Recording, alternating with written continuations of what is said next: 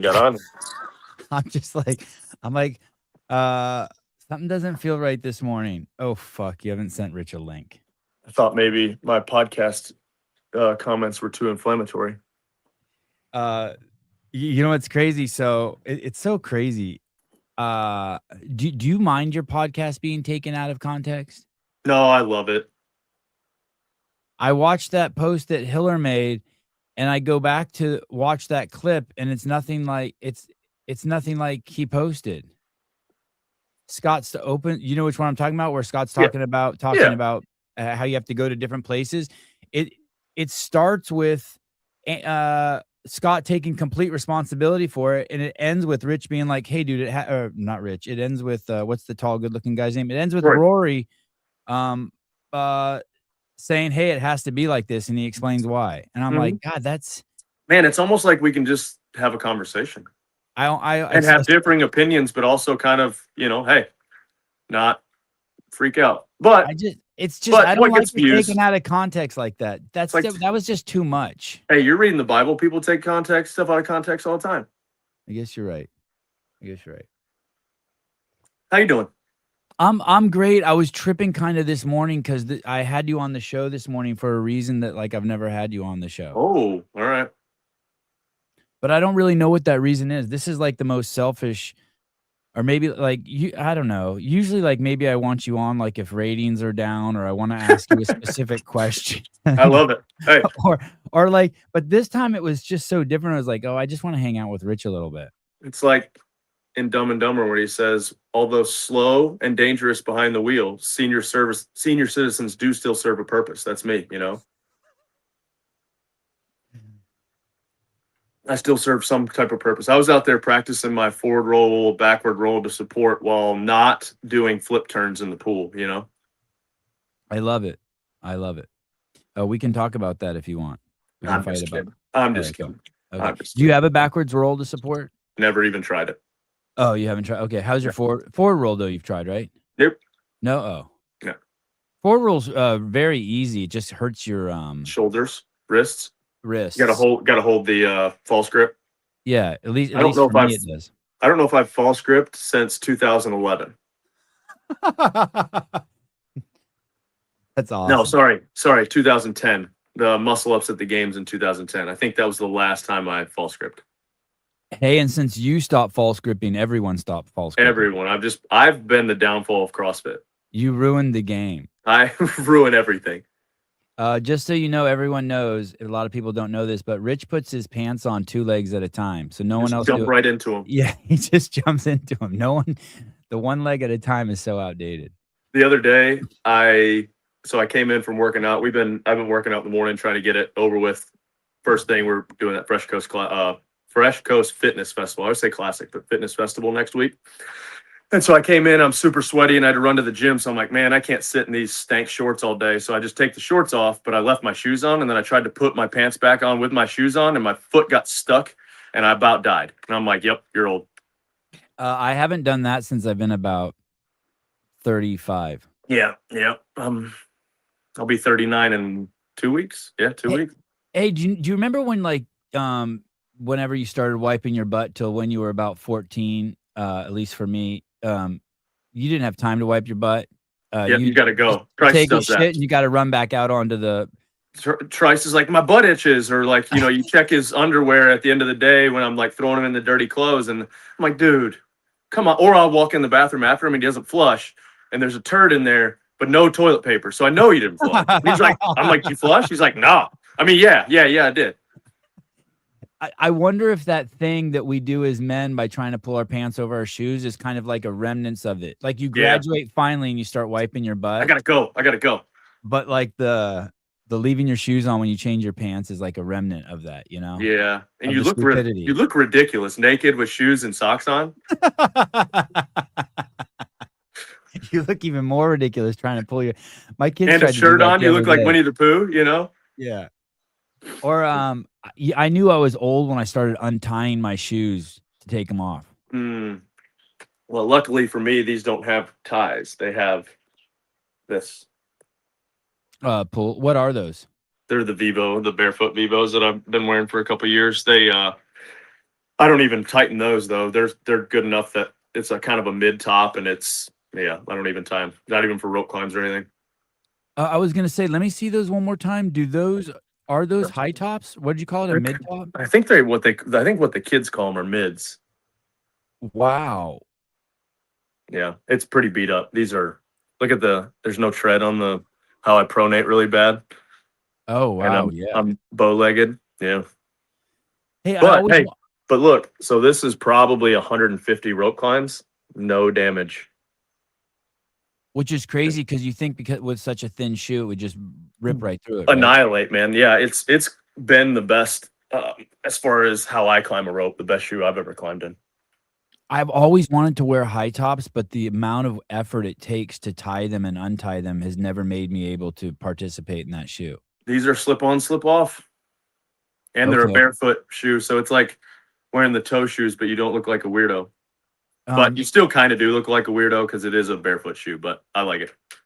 hey, when you first started wearing those, did you feel muscle soreness like in your shins, like in the front, in a place where you don't know you probably never ever feel muscle soreness? Because I just got a pair of my first like true barefoot shoes like that, and they're made by Toe Spacers, Okay. and I love them. There's no break-in period. Toe box is crazy wide, but I noticed after a day of wearing them, I was like, "Oh, I'm a little sore in the front of my shins." Yeah, So you it have to must be work my. that tibialis anterior a little bit more than you're used to, probably. Do you Yeah. remember that? Or I think because I what happened with me was I would run on Sundays just completely barefoot on the assault runner. Just started out with a mile and then slowly built up every Sunday I would run. And I quickly realized once you got over like 2 or 3K, well, 3 or 4K, my feet would start to blister a little bit. So I was like, oh, I'll just wear socks. And then from there, I'm like, okay, I got to wear some type of shoe. So I started wearing these when I would run, and then found out they had a hunting boot. And I really liked that. And then after that, it was like I'm doing running. I hate carrying around too much gear. And so having a shoe or two was a pain in the ass. So I was like, all right, I'm just going to switch to these all the time. And so these are pretty much what I wear 100% of the time.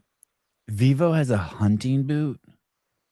I don't technically think it's a hunting boot, but it's the Vivo Tracker. They're at first when we were like, we're going to use it for some hunting photos. They're like, okay, but just don't have anything dead in the picture. Oh,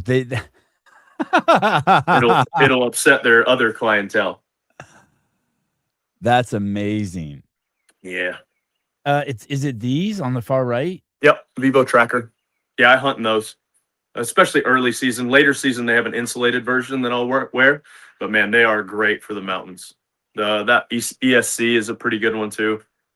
It's got a little bit more tread on it, but still same idea. I love the Tracker though; it's my favorite. And they got a metrosexual shoe, the Raw for men's. Is that what you wear to weddings? Yeah, you know me. The Gobi, I think, is the other one. That's the one where the Gobi's one you wear to weddings? Yeah, I'm more in the funeral era of my life, I think. Oh, come on, you're not that old. Are you getting old? Yeah. I heard you say on one of the shows I was watching recently that your times have diminished greatly this year. Did you notice a drop off? My body feeling has diminished greatly. I don't know necessarily about times, but well, and part of it was too is like the last probably since the beginning of the summer when the kids got out of school, I've started ramping up volume just for that competition. I don't like to show up to a competition not feeling, like I've put in the work. And so the first couple weeks of adding some volume was a shock to the system, but I'm feeling pretty good now. I've got some weird thing going on with my hip that like I don't really want to research it anymore because then it's like, no, yeah, you've got stenosis and you can't feel your toes is because your spine is gone. But be all right. We'll be all right. Is it painful? It's weird. It like starts aching at night. It only really hurts at night, and if I stand for a long time up in my hip, and then my toes start to go numb. But that's 40, right? Yeah, I want to say I passed through. I had some weird toe thing where my toes would tingle in my early 40s. It went Yeah. away after like 3 or 4 years. Just dull the nerves, smash them between some vertebrae, it'll go away. Yeah. Uh Rich, do we need to see? Oh, okay. You want to just get into it? All Oh right. wow, yeah. Let's piss some people off. Do we need to see 2007 at the games for a fourth time? I don't even know what he's talking about. Is he talking about because the total's being done again? No, he's talking about the 2007 Hopper workout or whatever because they did it in '07. We did it in I think Oh, Scott said in 13. They did a version of it. They didn't truly do it, but they did a version of it in 2020, right? So this will technically be the fourth time. I don't know, the man. Why not? the pull up workout. Yeah, the row, pull up, um, and shouldered overhead. I don't want to make you biased, and I doubt I will, but I love the idea of just kind of a nod to where we've been gone in 20 years to just knock out the 2007 games in the morning of the 2026 Yeah, games. Hey, we're I just think knocking them out. I think history is an important part of life overall. So I think why not? Yeah, you could say the athletes have advanced a lot, which we have, whatever. Um, but here's the deal: is like, really, does the test matter that much? It's the athletes, right? And so it's pretty cool to be like, yeah, they've done this a couple times. They did this back, you know, every almost every 6 years or 5 years, and so I don't have a problem with it. Um, I think those pull-ups, that amount of pull-ups and the eccentric part of it, if athletes haven't been doing a lot of pull-up, butterfly or kipping pull-ups, they're going to feel their biceps throughout the week. Yeah. That was something Taylor mentioned right away. He's like, "Oh shit," and I go, "What?" And I go, "Are you concerned that people are going to try this a lot?" He goes, "I'm not concerned at all." I go, "Why?" He goes, "After you do this one once, your arms are going to be so sore."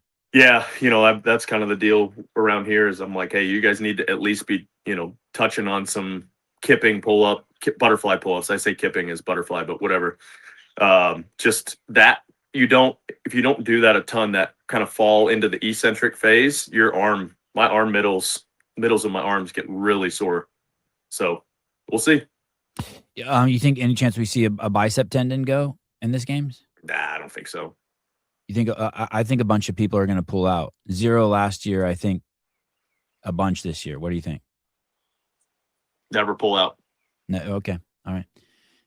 Yeah, Taylor also said that once. He goes, "You never want to pull out because you pull out once, and it's really easy to start pulling out Yep. all the time." Yep. You pull out once and it's a downward slide after that. It's like quitting anything. I love the Jeremy. If you want to go even further into it, I love the fact that they're changing the total to 50 points each. Yeah. Just because it changes it so much. I Oh yeah, think. for sure. If In you're gonna do the total, I don't mind the 50-point thing. It does change it.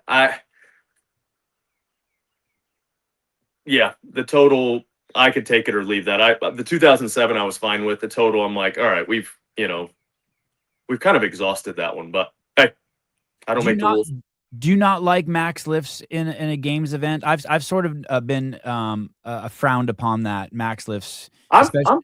I'm I'm fine as we kind of have a rule. If there's less than 7 events, you shouldn't have a 1 rep max event. My opinion. It skews the leaderboard a little too much. I'm fine with it. Yeah, being in there. I just, I don't like watching as a fan. I'm like, all right, cool. We're strict pressing, deadlifting, back squatting. Oh, you don't get excited by the spectacle of it. Not a true one. I don't know. Sometimes I know that's probably a bad take, but I don't love. I like having heavy lifts in there, but I like them to have to do some work to get to the heavy lift Yeah. and showcase some fitness. Like, hey, here's the final boss. I like that masters workout that came out for the individuals that have to be heavier, but like I think it's 75 double unders, 25 toes to bar, and then 4 snatches, and the weight goes up and the reps come down. To me, that's a cool way to get some heavy lifting in. I don't know. I just personally, that's the way I like it. Okay. I've always been a little concerned that you're putting the athletes at too much risk. I'm not a big safety person in general, but by having them do max stuff at events, but people have just told me quit being a sissy. But I do enjoy the spectacle of it. I love to see a lift off. Yeah, yeah. I don't Like, know.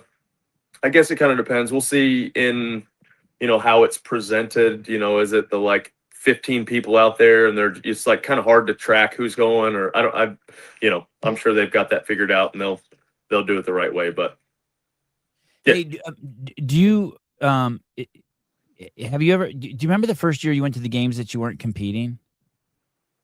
Yes, kind of. Did you not? Do you remember the feeling? Did you not want to go? I knew it was going to be tough to watch, but really, once I got there, I'm like, oh, cool. I'm hanging out with people that I like to hang out around. Got to work out a bunch, and it really was. It was way better than I was expecting. I thought I was going to have some major FOMO, and then I'm like, man, I get to be here and be a part of this and work out still, but without the feeling of dread every day. Was kind of nice.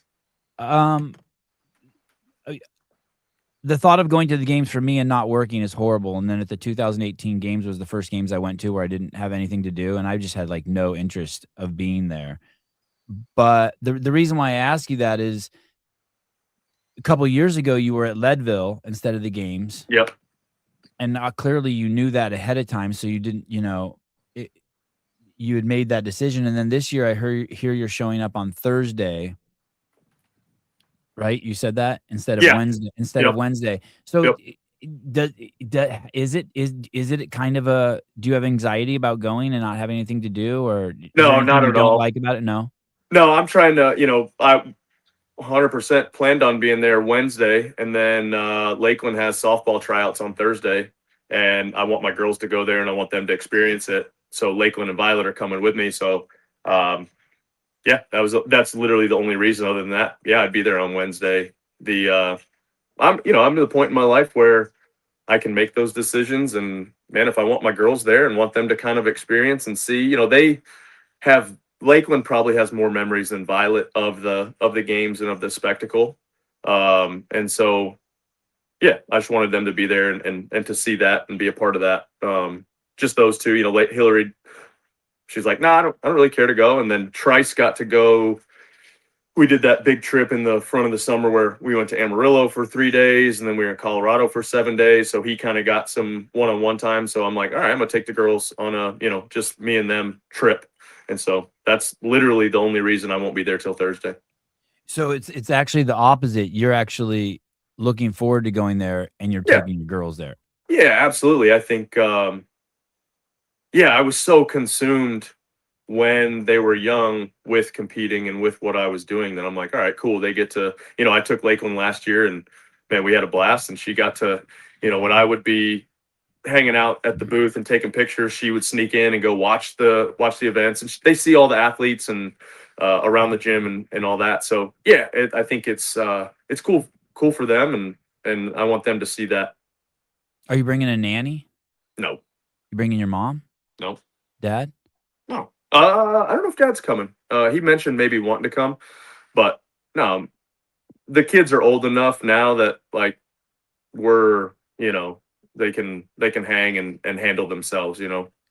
How old's Violet? Violet she's 8, so Oh, she's probably our most responsible one too. She's she's captain safety and a rule follower, and Hillary's got her trained that, stranger danger. So I'm like, hey Violet, that's you know that person. It's not that big of a deal. and how old's Lakeland? Lakeland just turned 12. Wow. Yeah, she's basically an adult at this point. So I mean, and it sucks watching them, because you're like, oh man, the countdown has happened. But man, it is so cool because just the conversations we get to have now. It's like I'm talking to adults, and I've basically just molded them into people that I want to hang out with. And so, they like a lot of the same things that I like, and there are days like Lakeland is hard. She's playing basketball and softball, and so everybody on her team has a phone and blah blah blah, and we're like, cool. No, like at 14, that's kind of the state. We'll assess your mental capacity at 14. And the other day I told her, I said, hey, if you continue to play 2 sports and can keep grades and all that stuff and be responsible at 13 and a half at Christmas on 13, maybe we'll do the phone. But like, giving her some of those types of things, because she's pretty responsible, but I'm not doing it. I'm not. I feel like as soon as they get that phone and their childhood kind of ends, they have iPads that they get very limited time on, especially travel. They get it, but I've got it connected to my phone where their screen time is once it's done, they can request more, and I 9 times out of 10, it's like, nah, dude, you ain't getting any more time. It's weird as a parent. Oh, I heard you say this. I want to come back to that screen time thing and tie Yep. it to this. Yep. I heard you saying on one of the shows that when Thrice falls down, you to Thrice, Trice, when Trice falls down, I said it right? Same thing. Yeah. Trice, Okay. Thrice. Yeah. Trice is his name. Yeah. Depending if I have a speech impediment. When he falls down, you feel it in your body. Oh, dude. Oh, all of them. Yeah. It like shocks your system. You're like, oh, that's my knees, like, yeah, that's for sure. That's something no one tells you about when you become a parent at Oh, all. yeah. And the first time it happens, like your butthole puckers, or you actually feel pain in your back when they fall and you feel your whole back. You're like, or like when they're sick, you're starting to feel sick. I was like, wow, no one told you this shit. This is crazy shit. When you said that, I was like, wow, Rich is really in it. That's like, yeah, that's a good sign of the parenting. When my kids will literally wake up at 8, work the whole fucking day until 6:30 or 7, and then I'll see them sit in front of the TV and a little piece of me dies. Even though like I'm like, "Hey dude, they've done they've done it. crushed today." But I see them like in their underwear on the couch just watching like Mr. Beast, and like a little piece of me dies. Yeah. Do you know what I mean? I'm just like, no, 100%, but there's at times, and then I think about as an adult, man, there's times where I just want to like I've got MLB TV, and so the Tigers are terrible. They're a good team, but they're a terrible record. But every night, I just sit down and kind of for an hour or so just watch, and they're watching with me a lot of the times, or they're out in the pool and I've got it on and we're playing and hanging out. But man, yeah, like I have that, but then I'm like, there's sometimes where I just want to, just shut my brain off and do right. And so, yeah, it's a balance, and it can definitely get skewed and out of balance, or, I'll come in from in the morning and, first thing in the morning, they like, while they're still waking up, Trice is really big into, there's a kid KG where he hunts and does some stuff and like outdoor boys and whatever. And I'm like, get off okay, 2 more minutes. You can watch, like, at least he's watching that type of stuff when he is watching on the TV. And I'm like, all right, now let's go out and do that, And so, yeah, it's tough, man. It's tough because, they at some point they kind of shut their brain off to you, and you can only teach them so much. They do need that outside influence. That's why I think youth sports are so big.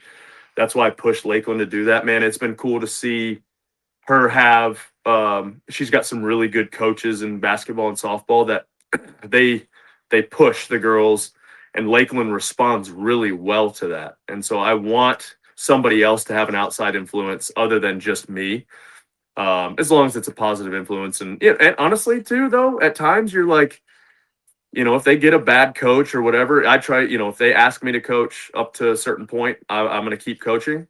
But I want them to experience a bad coach, because guess what? Someday they're going to have a boss that they don't necessarily always agree with, and somebody that they're going to have to deal with, or a teammate or whatever. So, yeah, there's that hard part as a parent where you're like, you want to protect, but then at some point you got to let it go and, within reason, let them kind of experience failure. And it hurts, man. It hurts watching them, hey, have a couple strikeouts. And I'm like, well, I told you, hey, you want to go hit in the cage? And I don't ever make them go hit in the cage, but I'm like, we've got a cage in the barn. We can, if you ask me, 9 times out of 10, we're going down there and we're going to hit a bucket or 2 of balls.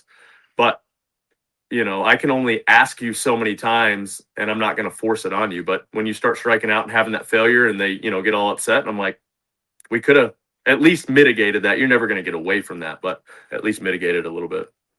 I don't understand the kids' fascination with outdoor boys. I really don't. My boys are obsessed. But the other day, Avi just started making bread in the kitchen. Oh, all right. And I'm like, what are you doing? He goes, the outdoor guy does it. And he's like making bread in a plastic bag. All right. You know what? And I'm like, what? Fuck, I love this show. Yeah. Hey, I'm in. Yeah. And then he makes me eat it. Was it good? Yeah, it was actually good. I was actually surprised. My problem is Trice just randomly the other day, Violet's like, hey, Dad, Trice is in the woods, which I love him going in the woods.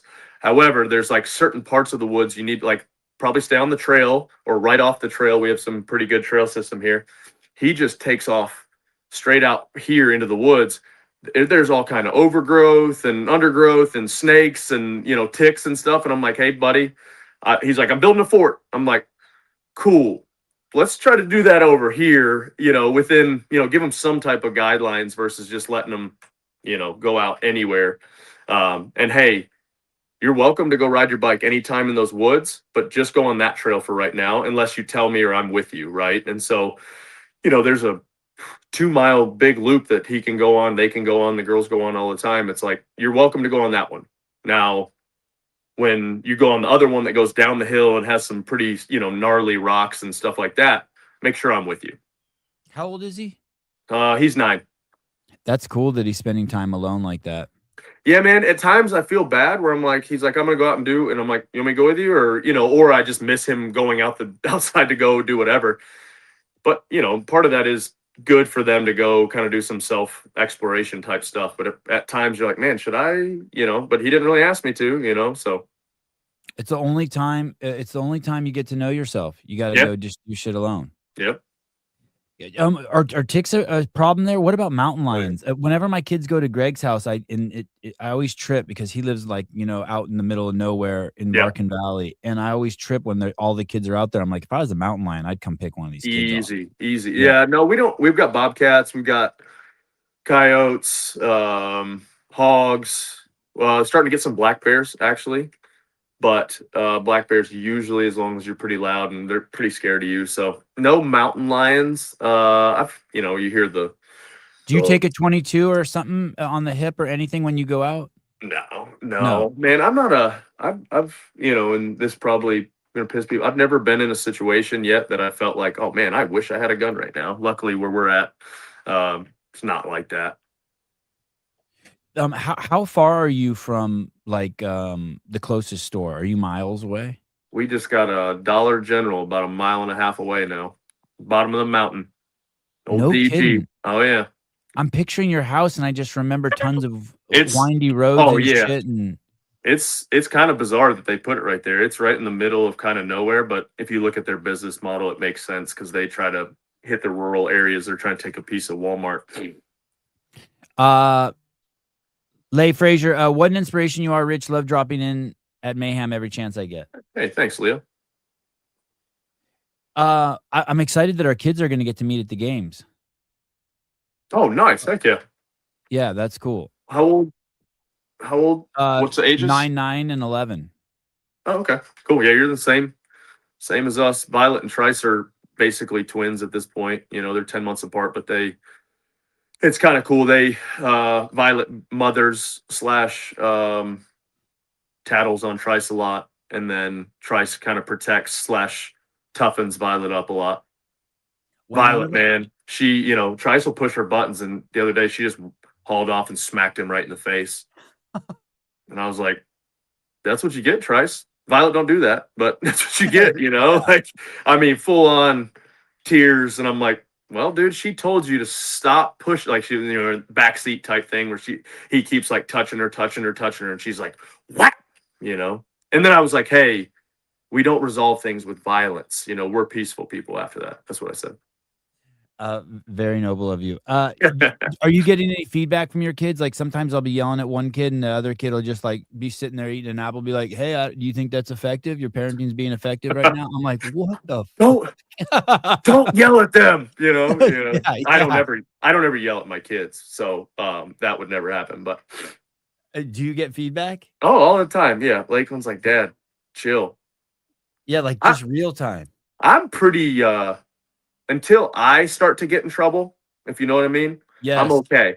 But as soon as I start getting in trouble, it rolls downhill. I'm like, all right, now you're done. I'm pretty lenient on most things. Like the hard part with Trice is he's around a bunch of dudes that we just, pick, and some would call bully, but we just, it's just media room, talking trash, making fun of, and, any meeting, you feel weakness and you just keep pushing. So Trice is a product of his environment. And Hillary just didn't grow up around boys or any of that. So she takes all his kind of like joking around as blatant disrespect.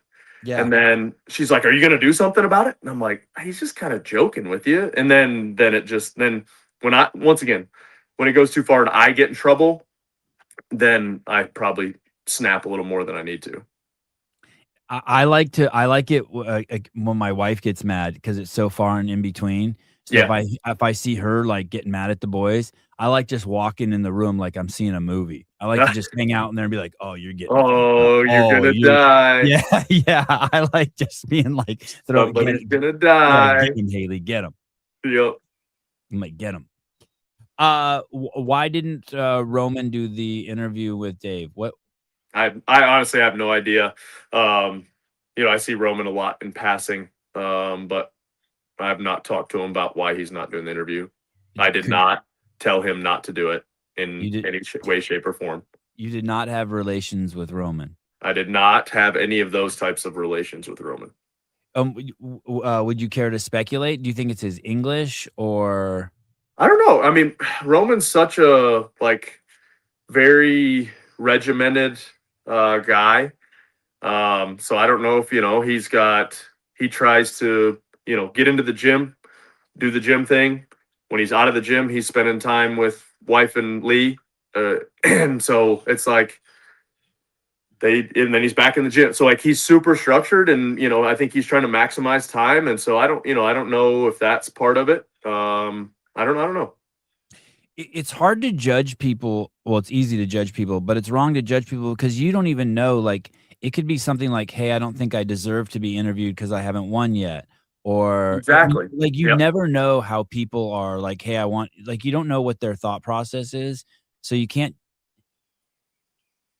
it's hard to say anything, but I think a lot of us want to. I invited him on the podcast a couple weeks ago. I was interviewing, I don't know if it was Paige or someone, and Roman came on and made a cameo and said hi. So I was like, "Oh, his English seems good. I should invite him on." And I didn't hear back from him. I obviously didn't take it personally, but I was a little surprised that he wouldn't come on with Dave. I was like, "Oh, people want to hear from him." Yeah, for sure. Yeah, I don't know if it's an English thing. I mean, he's speaks really good English. He understands it really well.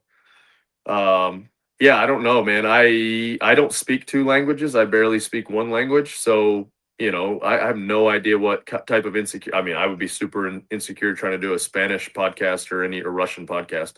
So, and stuff either gets taken out of context or people immediately try to like, oh, well, he didn't answer that question that way because So I don't know. I didn't really ask him or push him on it or any of that.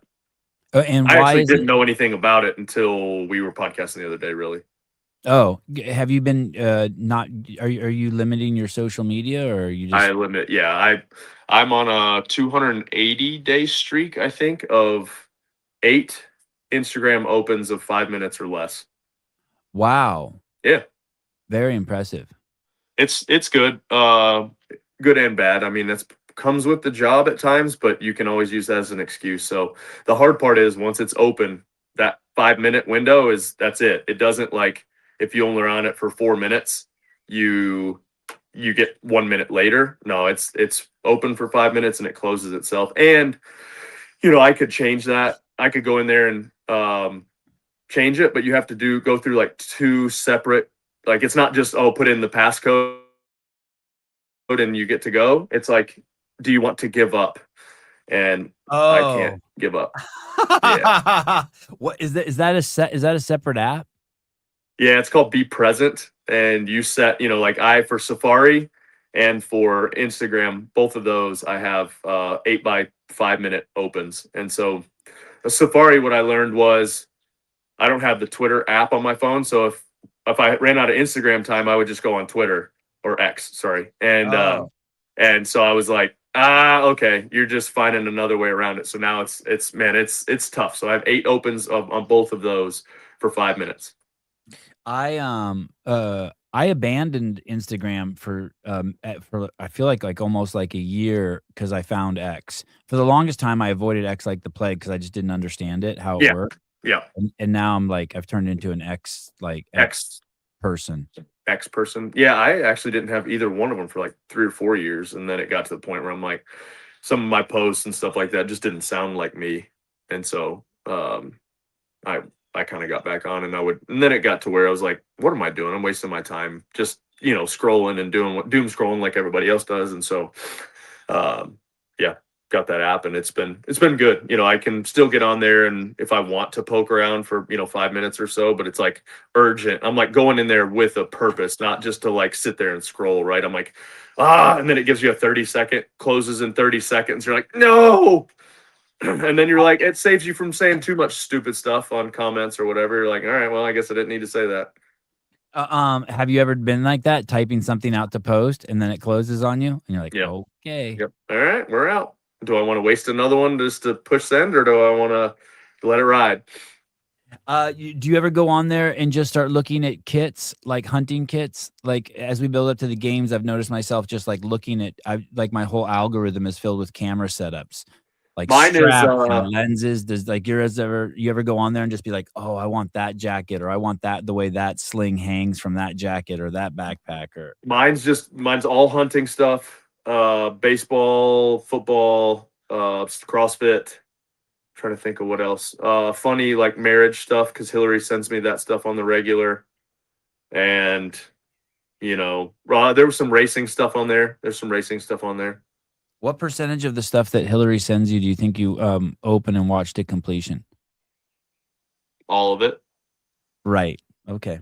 Because my wife sends me stuff too. And you watch all of it, right? she she used to always send me just like comedy skits, and I would be like, oh no, because I would never laugh, and then I knew it was coming. A couple hours later, she'd be like, How did you funny think was that? fun? Yeah, and I'll be like, It was great. Well, she'll send them at night, and I don't have any opens left, and I'm like, sorry, I didn't get to watch it. And so then she'll show me, which is funnier. The other thing is people I'm close to be like, hey, did you see my post? And I never see anyone's post. I don't. Yeah. No one I follow pops up in my feed. It's like, no, I didn't see it. Yeah, I don't really understand Instagram at times where I'm like, why am I getting this? I went through for a while, and anything that I didn't want to watch, I'm like, don't show me this anymore. And it cleaned it up a little bit, but then it still kind of like creeps in what they want you to see, and you're like, I don't want to see this. I clicked on all anything that had cleavage or like any like bathing suit shots of girls. I went to my search and I held you can hold your thumb down on the screen and said, I'm not interested in this. Yep. And I did that over a year ago, and they truly stopped feeding me that. Yeah, I don't get any of that stuff anymore, because I was like, don't show me any more of this. Yeah, they truly stopped. Yeah. Happy Friday. Salute, Rich. Much success. Thank you. Friday. Today's Friday? I think so. Man, summer is like a time warp here. Kids, and I'll go to the gym for an hour or two, and then, it's kids running around, and we got flag football practice tonight, and it's raining it's just rainy and humid right now. That's normal for summer there? It's been a pretty wet summer. It's been either super hot. It was dry early, and then now it's just kind of wet and muggy. The last we tried to do it where we did a 6-hour bike race on the 4th, and man, it rained the first hour or so, and then the mud, dude, it was you couldn't ride at some points because the mud would cake onto the tires so bad that I just had to like pick up and carry my bike. It was rough. Hey, that 24-hour bike video, why does that video end before the end? Did someone lose or run out of batteries for their camera? Why does that? Did you watch that video you guys posted? It's like a long 29-minute video, and it's a 24-hour bike ride. And then it just kind of like you go off on your last ride, and then it's just over. Like you don't get to come in. We don't get to see what place you're in. I was like, yo. Well, what's funny about it, a lot of those 24 hours. So usually the 12, the 6, the 24, as soon as your last lap's over, you're like, I don't care. We're not doing a podium picture. We're not doing anything. But we were going from Amarillo to Colorado immediately after. And so I was the second to go. So I finished. And so one of the other guys ended up going. And while he was going, we just packed up camp. And Toby was like, we need to get, and we're like, sorry, Toby, we're not getting it. And so Toby then had to get to the airport because he flew home to Cookeville because Scott's a, workhorse, and was like, hey, we got to get stuff edited from Syndicate and whatever. And Scott went back to Colorado. It was just this big, logistical circus. And so Toby, he filmed the opening scene, like me kind of talking as the finish. And then Kelsey, who ended up he was going fourth, had to go third because AJ was like, I ain't doing it. And so Kelsey, there's a pretty funny podium picture of, because Kelsey was staying down there with his family. They were doing kind of a Western road trip and taking their time. And there's all these teams of 4 guys. We got third, and Kelsey's just sitting there by himself on the podium. I'll send you the picture. It's pretty funny. And he's just like, with his plaque by himself, and everybody else pieced out. So by the time Kelsey got back on his last run, we were packed up and almost ready to pull out. So again, pull out. So yeah, that's probably what happened. Does Toby stay up for the whole 24 hours? Yeah, Toby was Toby. What's crazy is he got all those shots pretty much by himself. I think at one point Jack and I think Dodds may have got a couple shots, but man, Toby was a dog on that video. He did some good work. Yeah, it's crazy. The whole time I'm watching it, I'm thinking, how did one dude do all this? He did. Jeff helped him a little bit. Jeff was riding in the race too. He's doing Leadville, so he was riding, which is one of our camera guys.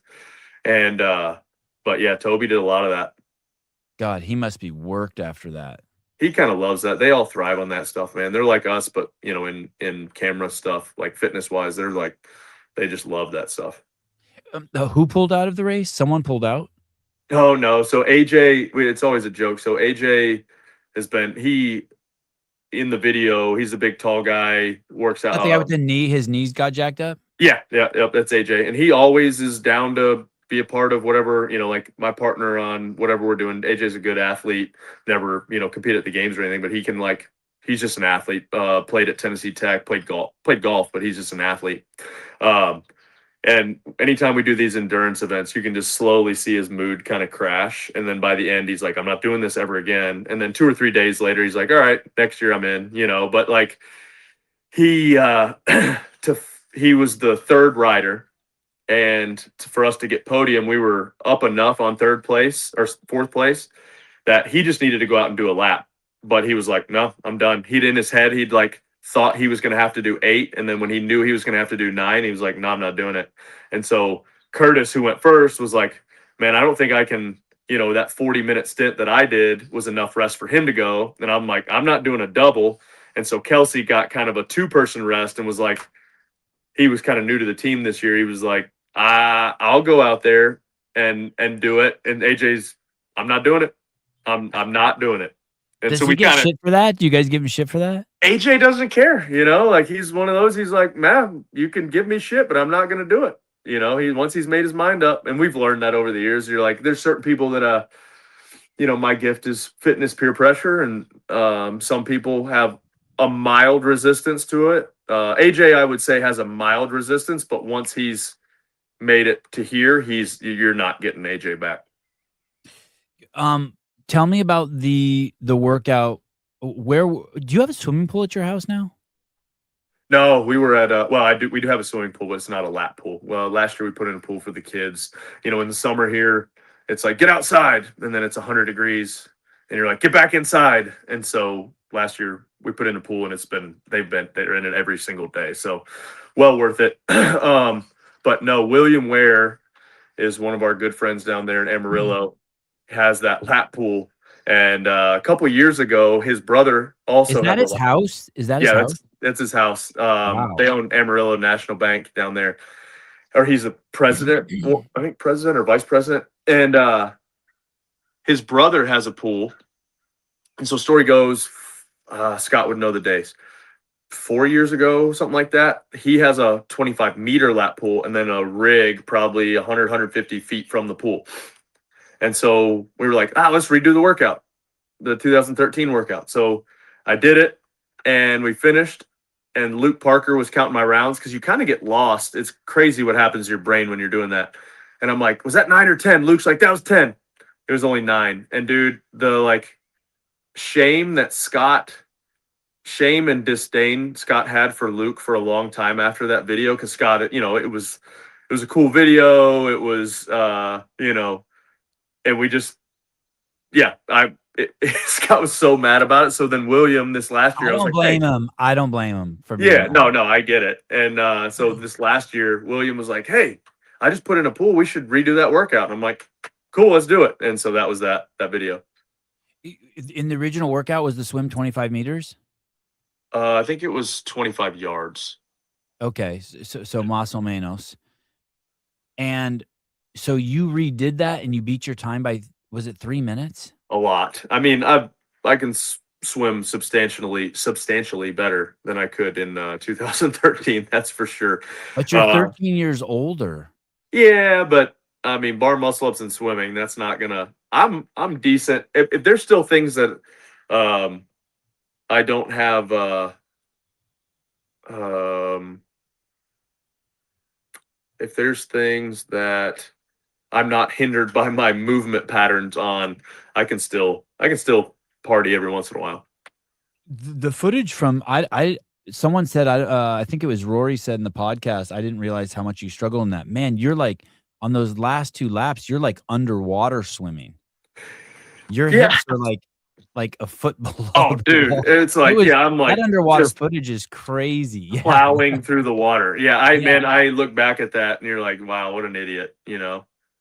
What do you think happened there? That's just all because you weren't as good a swimmer, or what do you think happened there? Yeah, for sure. I was not a swimmer whatsoever. And, in the years prior to that, the swimming wasn't, you weren't exposed. You couldn't see how bad of a swimmer I was. We all were. We're in the ocean. You get to float a little bit more. It's buoyant. The one year we used fins.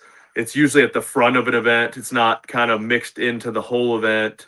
But I mean, every year at the games after that, 2013? So 2014, I put a lot of time into swimming and was substantially better in 2014. And then, any year on after that, swimming events were nothing at the games for me.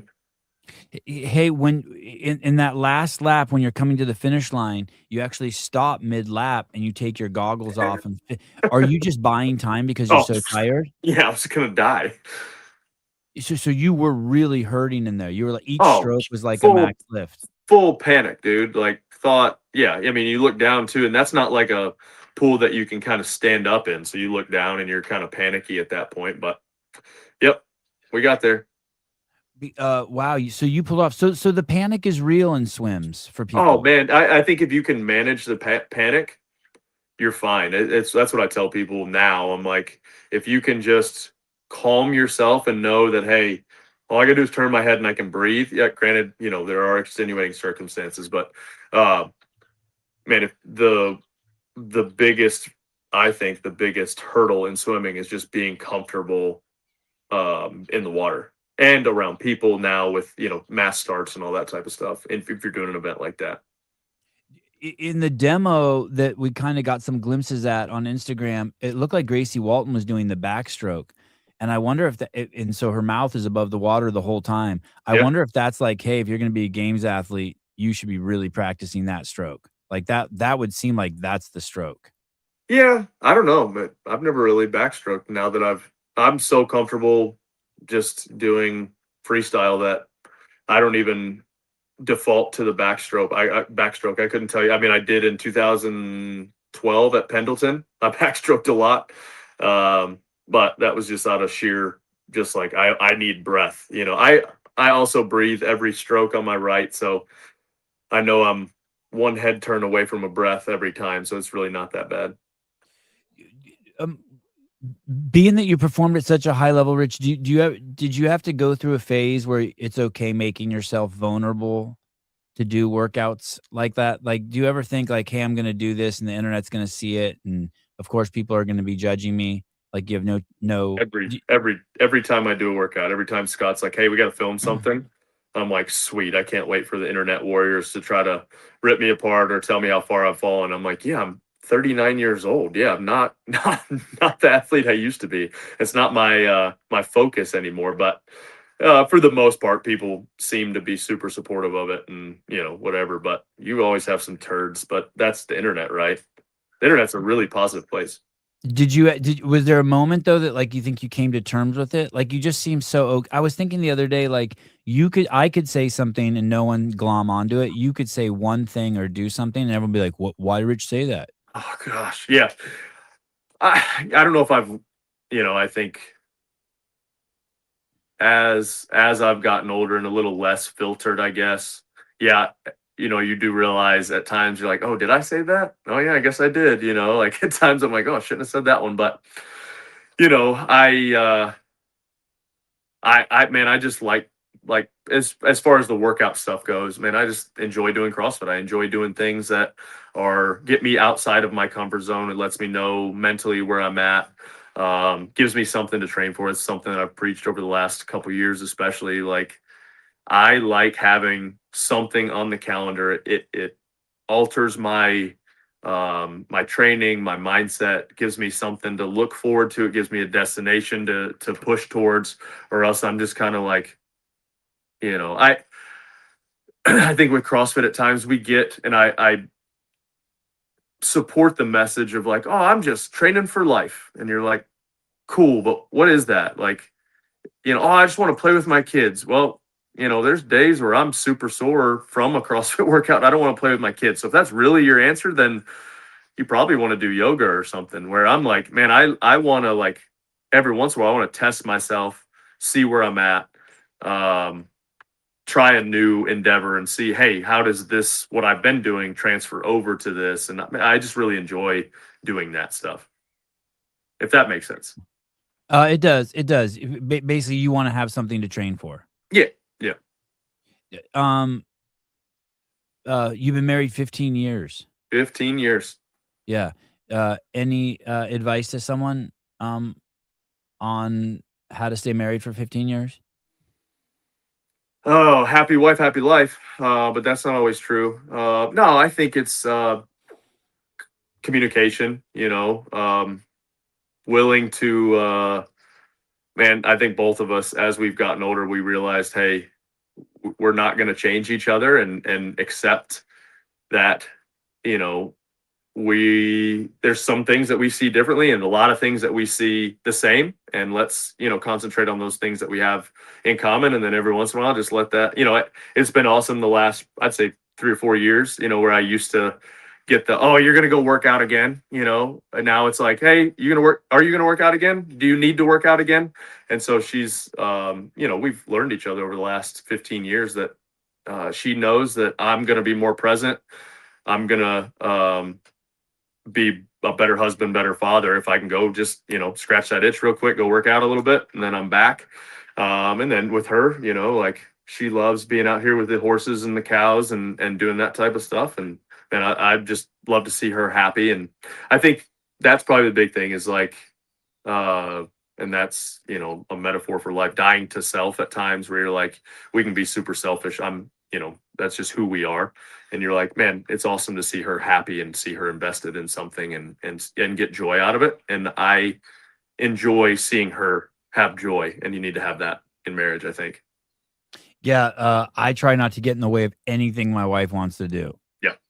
I try to stay like like if she's like, "Can I? Do you care if I?" Nope, go for Nope, it. go for it. Yeah. No, Yeah, that's the way I am, man. I'm like, if she's like, hey, do you mind? I'm like, no. Or shit, like it's gotten to this point where right. she's like, hey, don't think I'm being lazy. And I'm like, I don't think you're lazy. Like she's You're like, always I up don't think here. at all. I'm a No. dude. Yeah, yeah. I don't read into anything, like that's not what we do. I'm like, no, I'm like, you're always, doing stuff around the house, doing stuff with kids, doing stuff outside with the cows and horses. If you want to sit on the couch for an hour or two, watch a movie, and it doesn't bother me whatsoever. As long as you don't get mad when I'm doing what I want to do. And 9 times out of 10, she's like, nope, go do what you want to do. Um, along those lines about communication, I hadn't thought of this until you mentioned it, but like I usually don't initiate. Like if there's some sort of hiccup in the relationship, I usually won't initiate the Yeah. conversation. But I do tell myself like, hey, when she does initiate it, like you better be like crazy present and keep your fucking mouth shut. Mouth shut. Because Yeah. like I I hate slow to speak is, yeah, is a good way to be. I hate friction in the relationship, and if she's gonna work through something that's gonna get us out of it, like Yeah. I'm here for it. Like I'm gonna There's just try to be quiet and just be like, listen. there's not a lot of things I'll push back on, or have a hill to die on. Randomly I might stick a flag in the ground and be like, hey, we're not. But for the most part, I'm like, you know, I don't care what color the tile is. I don't care. Like when we were building our house, I'm like, yeah, I don't like that. Now I'm like, she's like, what do you think? And I'm like, you like it? Go with it. I don't care. There's some things that are worth, I guess, if they're moral issues, but for the most part, yeah, I don't really, if it makes you happy that, you bought these dishes at Goodwill, fine, I don't care. Or you come home and they're on their iPads and you're like, "Hey, what the fuck?" And they're like, "Mom said we could." I'm like, "Yeah, no problem. All right, I wasn't my even talking bad, to you. my Yeah, I bad. wasn't even talking to you. What are you talking I'm about?" like, yeah, no, you're right. All right, yep, okay. Yeah, no, that's a big one. Yeah, I'll come home and I'm like, give me the iPads. But mom said, I'm like, okay, mom said, but I'm home now to help, so we're not gonna do iPads.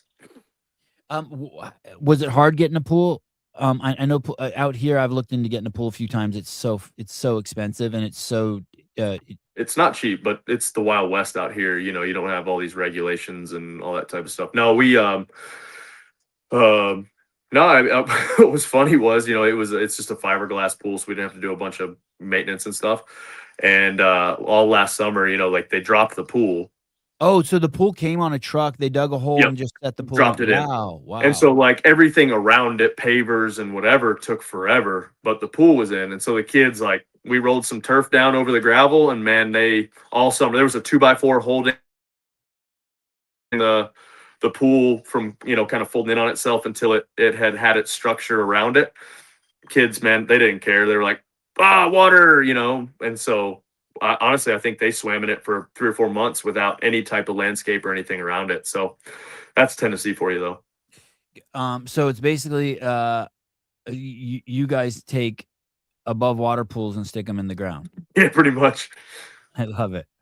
God, Yeah. I should look into that. I wonder if they even do that in California. In I don't know, California, fiberglass is a carcinogen. I'm sure not. oh, yeah, probably. In my neighborhood too, there's only a small window every year where you can put a pool in because there's only a certain time of the year that you're allowed to move dirt. Oh, because something is spawning. Something is. No, it's probably dust Oh, okay. and Dry. Too dry. you have to get permits to move dirt or I honestly I have no idea why, but I just remember when we were looking at getting a pool, they're like, "Hey, it has to be done between this month and this month because this county you can't move over this much dirt except during this time of the year." I'm like, As "What soon the?" as I get off this call, I'm gonna take my tractor over there and just move some dirt for you. Yeah, Just thank move you. it.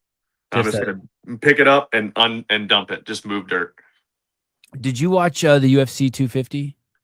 Man, it's probably a bad take. I don't really watch UFC that much. It's usually so late at night, and if I stay up past 9 o'clock, I might as well drink a bottle of Jack and smoked a pack of cigarettes the Oh, next okay. day. Like I'm so soft to like sleep. It doesn't matter what time I go to bed. I'm getting up at 6:30, and the last 2 to 3 hours always are really bad. Not bad sleep, but I'm like, kind of forcing myself to stay asleep. And so if I stay up till 11 and try to get up at 6:30, or stay up till 12, I might as well just like Throw the next day away. the next day might as well just not be. I might as well not have existed. Yeah, that's interesting that you say that about the last 2 hours. Last 2 hours are horrible for me too. Like Yeah, something it's like hurt, my shoulder hurts, so or like, yeah, numb. something hurts. I Yeah. need to pee, but I don't want to get up to pee. Yes. And so yeah, sun's kind of up here early-ish right now, and yeah, it's rough. Well, building up after the fight was over, this guy Justin Gaethje won, Hmm. and the final event. And one of the things he said is like, yeah, basically he had no self belief in him going into the fight, which was Hmm. crazy to hear him say because he's one of the most successful fighters that's ever walked the planet. And did you ever have that at the games? Did you ever go into a games and have zero self belief? Like he just Every single one. interesting. Yeah. I mean, um, yeah, you just never know how people prepared that year. You don't know what's going to happen. You don't know what event's going to show up. You don't know, you know, if there's so many variables that go into it. Always incredible athletes. They get a good run, momentum, those types of things. So yeah, I would say every single year. And I think, yeah, you put on a face of like, oh, confidence or whatever, but inside, you're just like, there's just I was talking about earlier, the kind of dread where you're just like, oh, I'm waiting to screw this up, or if something bad happens, whatever. Yeah, it's tough. You're just tripping balls. Tripping balls. Yeah, I think when I first started competing, and I've kind of talked about this, like it would be 3 or 4 months out, and I'd start to think about it and just spiral and not be able to sleep or whatever. And then as each year that I would say that couple weeks got taken off to where towards the end of my career, it was like when we showed up, then that stuff started to creep in where you're like, Oh, okay. you kind of like that window kind of closes where I didn't lose sleep up until, the nights before the event or a certain set of events. There would be certain events that you'd walk into, you'd be like, oh, we got this. It's going to be fine. But there would be events where you have no idea what's about to happen. That year I saw you sleeping in the back of the motorhome while you were competing on a team. I remember talking to you that morning. I said, "How was your night?" And you're like, "I just basically stayed up all night playing the events out in my head." And Yeah. when you said that to me, I was like, "Oh, I have no idea what these guys are going through." Yeah, man, it's you go into a weird space, and I think that's kind of why I enjoyed teams so much more, is because you weren't there on an island. Even when I was an individual, I had a ton of people around me and great support system, but on a team, you get to share that a little bit more, and you can vocalize it, and also be able to like kind of go back and forth with people that actually know what's about to happen or what's going on. And so I think I just enjoyed that a lot more because of that. And it got to the point, and I think I heard Tom Brady talking about it on his podcast or on Man in the Arena, maybe, where he's like, as soon as it was over, it was just a relief. It wasn't a celebration. You're like, oh, we won, thank God. Next year, and it wasn't. I we did it to ourselves. I did it to myself, and I wouldn't change that. But it was like it got to the point where you're like, oh, we won. Thank God it's over, And so next year it's like, all right, let's keep doing it. And I enjoyed the training and the build up, but then the actual competing at times you're like, yeah, this sucks. When you finally finished your last year as individual, um, what was like was there any single thing? I know you've talked about like you want to spend more time with your kids. Was there any single thing that made it so like that door couldn't be open back up? I think the And next, was it bitter? And was it bittersweet? Was part yeah, of I you think it's like, bittersweet. I think any chapter of your life, anything, I'll look back and you're like, oh man, could I have done more? Could I have kept going? I think being on a team that first year, I was like, oh, okay. I think that kind of closed that door where I'm like, this is a little bit more enjoyable. It's still, I get to compete. I get to scratch that itch. I get to push myself. I'm training for something.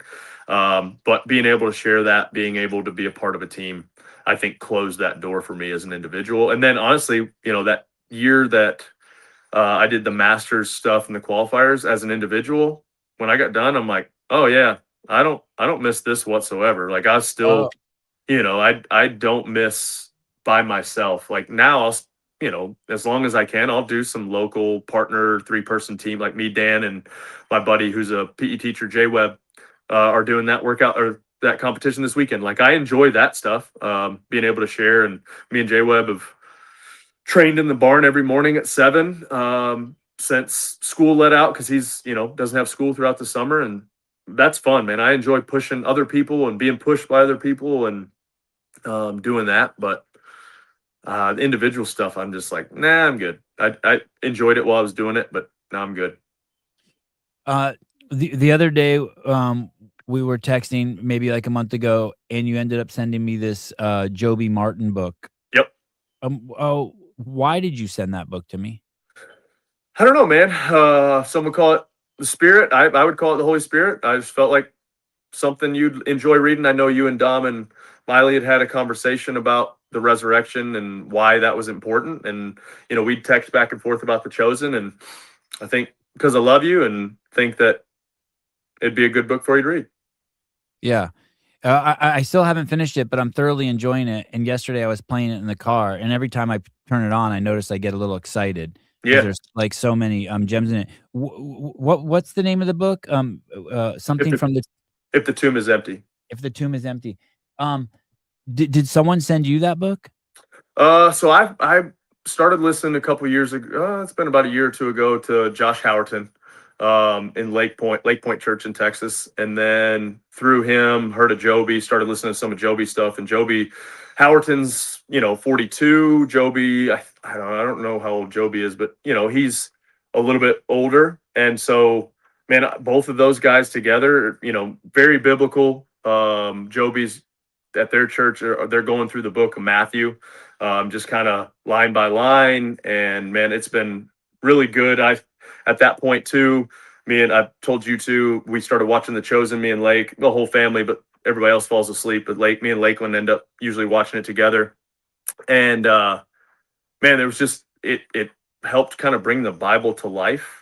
More than just reading a book on a page. I'm like, oh, okay, and I've been reading the Bible for years, and so to see it kind of play out, I'm like, oh man, that's awesome. And so all that kind of came together. But man, Joby and Howerton are doing good things, and really enjoy their teaching. And then he came out with a book last year called "Stand Firm and Act Like Men," and I think that's actually where I found Joby. Was somebody sent me that book or talked about that book, and man, it was from there. I was just any of their content that they put out, I consume. So I'll usually listen to the sermon each week, and then they have a podcast where they kind of dive deeper in at times to what they're talking about in the sermon, and just really enjoyed it.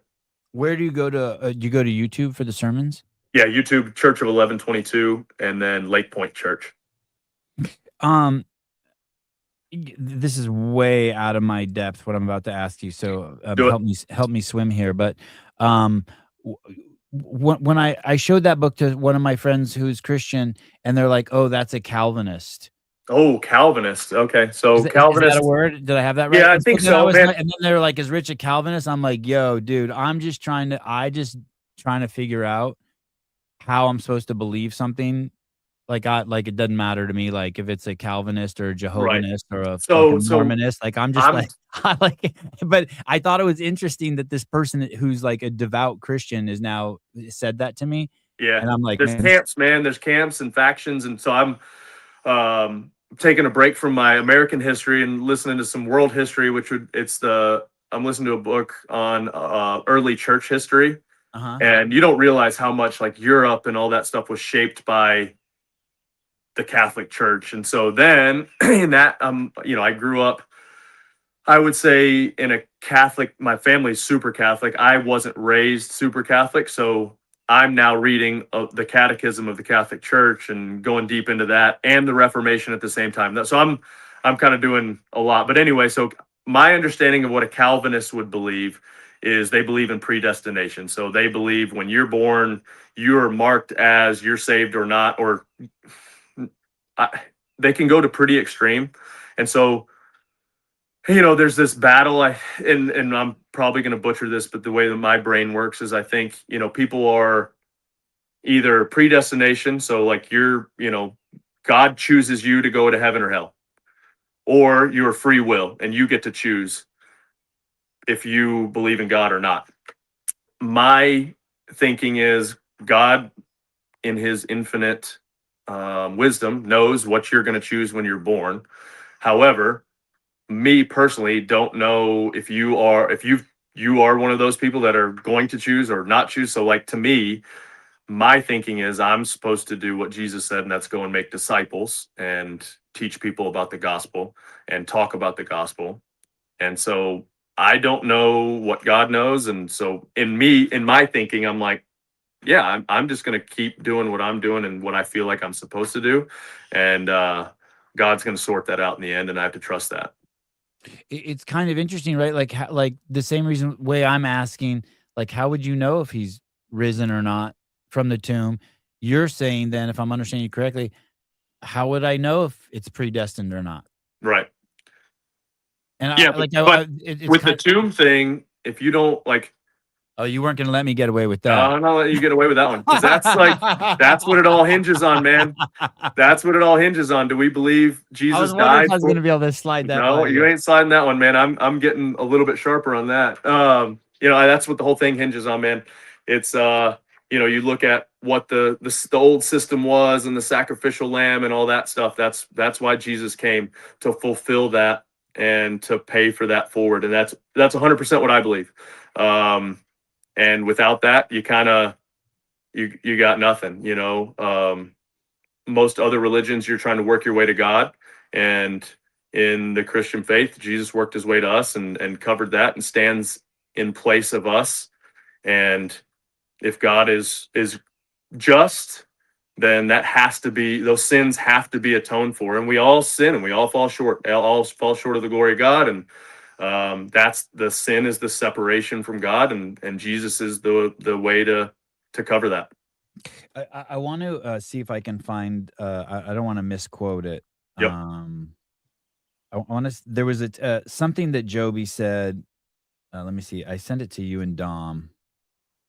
Dom and Rich. It says.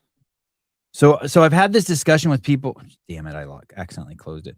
I've had this discussion with a lot of people. Why would I ever want to believe anything? I like, if I don't know something, like, it's okay to like have thoughts and like Mm-hmm. and roll with like things that you believe, like, you know, the red means stop, but like it clearly doesn't like officially mean that objectively. Right. And there's things like that I believe, like the stove is hot, so I don't touch it. There's practical application of it. Damn, why do I accidentally keep closing that?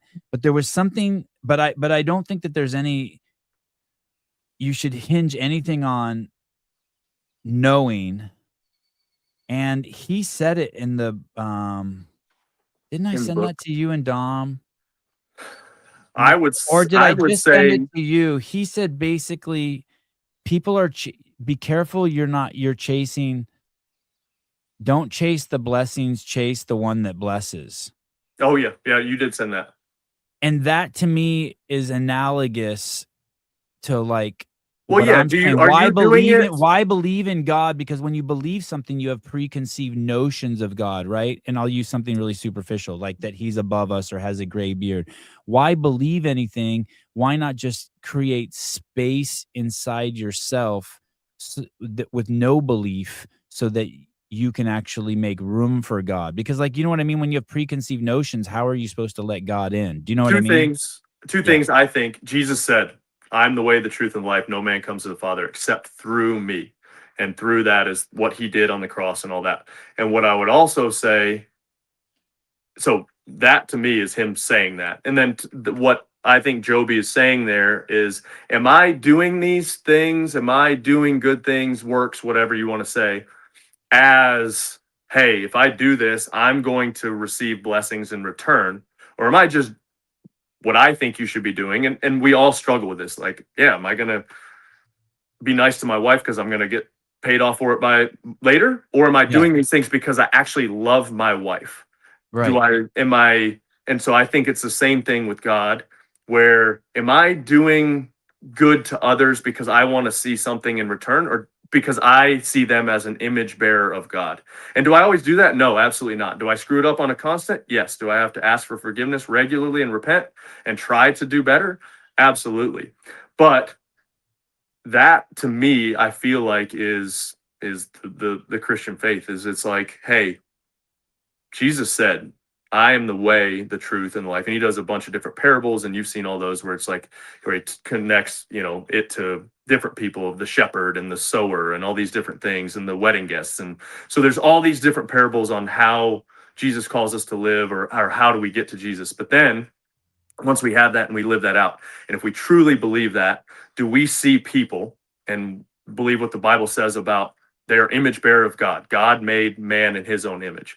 And do we bless people or bless those because, you know, that's an outpouring of our heart, an outpouring of our love? What's our heart position in why we are doing the things that we do? Do we go to church just because, you know, I want to go to church because I've got a job interview this week and I want to get that job, or I'm going to put a little extra money in so maybe God sees it? Or do I want to go because I love him and I want to worship him and I want to experience that? And yeah, I don't know, man. It's something that I've not struggled with, but in the last couple of years come to terms where I'm like, man, why am I doing what I'm doing? Am I doing what God's calling me to do? And so, yeah, it's I think it's and it's big words that I'm learning, sanctification process. You know, like I 100% believe you're saved and justified when you ask for forgiveness and put your trust in Jesus and what he said and who he said he was.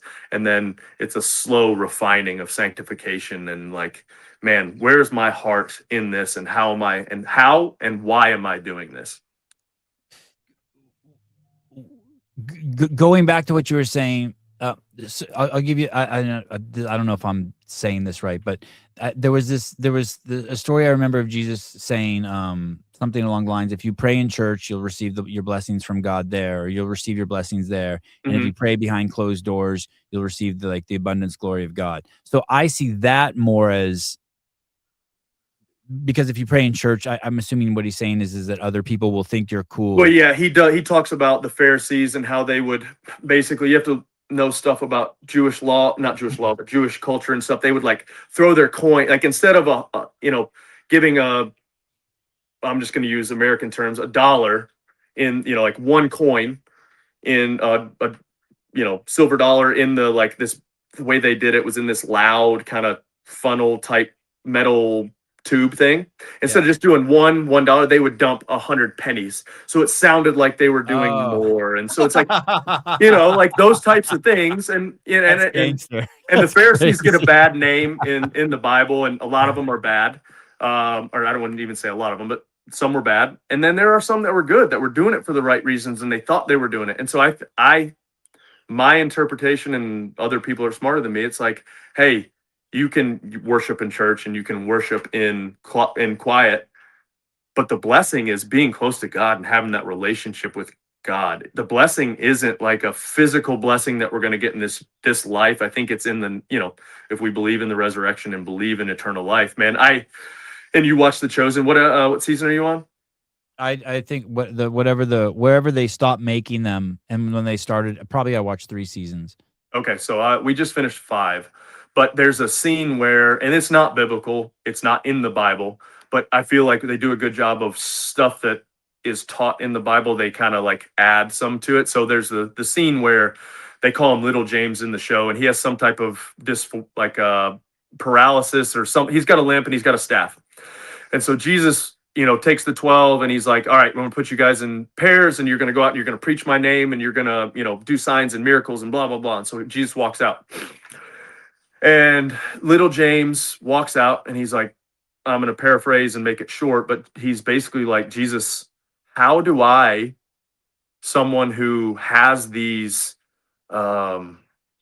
has a disability, how am I going to go out and heal people and proclaim your name and do all these things, but I can't even heal myself, or you've not healed me, and blah blah blah. And man, that one hit me hard. And That one hit me hard too. I saw that season. That and one was bro, great. That one was and good. bro, like it put me in a spiral. And when Jesus, his answer is like, your testimony and what you say and do is going to mean more than any of these other guys, because you believe in me, not because of what I can do for you physically, but who I'm going to be. And he's like, one day you are going to be restored. It's not in this life, it's in the next. And, man, that one. And when Lakeland at 11 years old is like, Dad, why didn't Jesus heal him? You're just like, Yeah. holy crap. Yeah. How do I explain this? And, man, I wrestled with that one for days.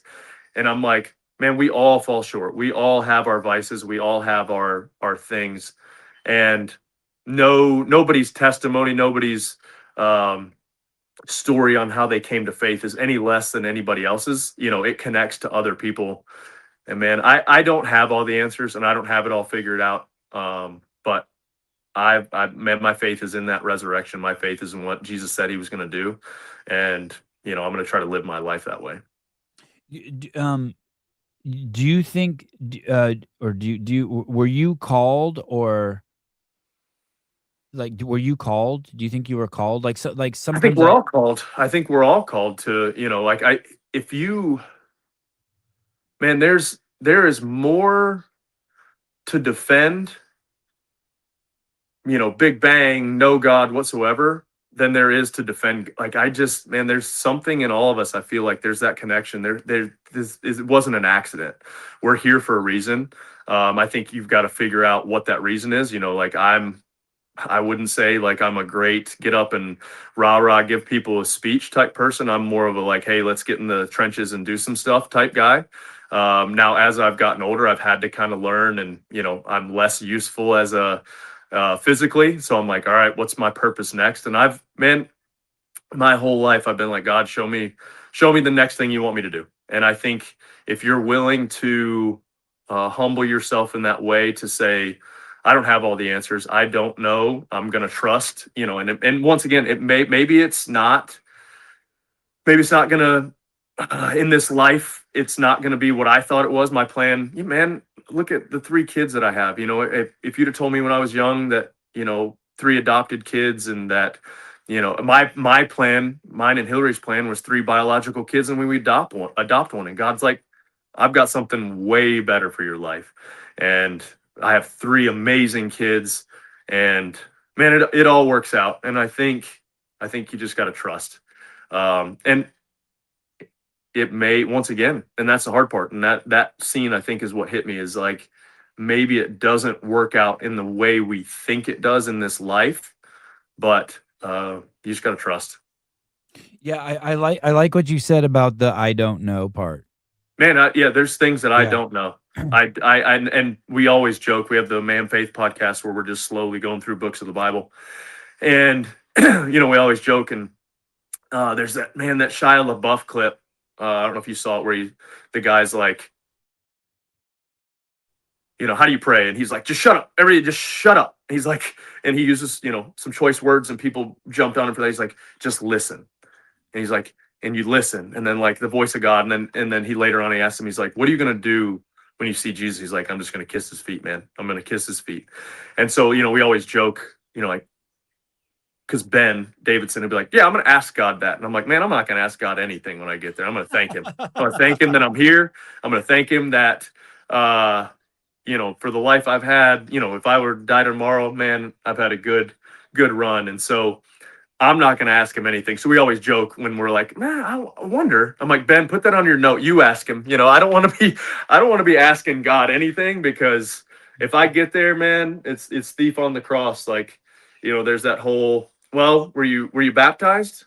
The thief on the cross dies. He shows up, the account where, he says, you are the Christ. And Jesus says, today you'll be with me in paradise.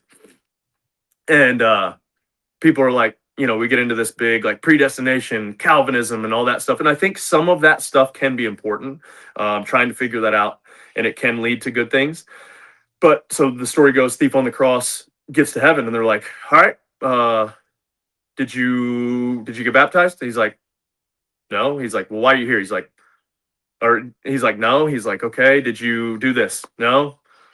Did you do, give to the poor? Did you pay alms? Did you do all this stuff? He's like, no. He's like, well, why are you here? He's like, guy on the middle cross told me I'd be here, So that's it. It's just like, believe in Jesus, believe in what he said, and try to be good. Try to do what you think is right, what the Bible says is right, not what you think, because we think a lot of things are right and they aren't necessarily right.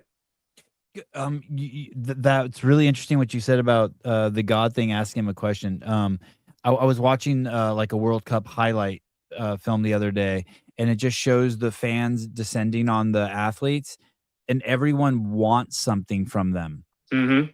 They want an autograph, they want their shirt, they want their hat. I didn't see one clip where someone presented them with something. It's true.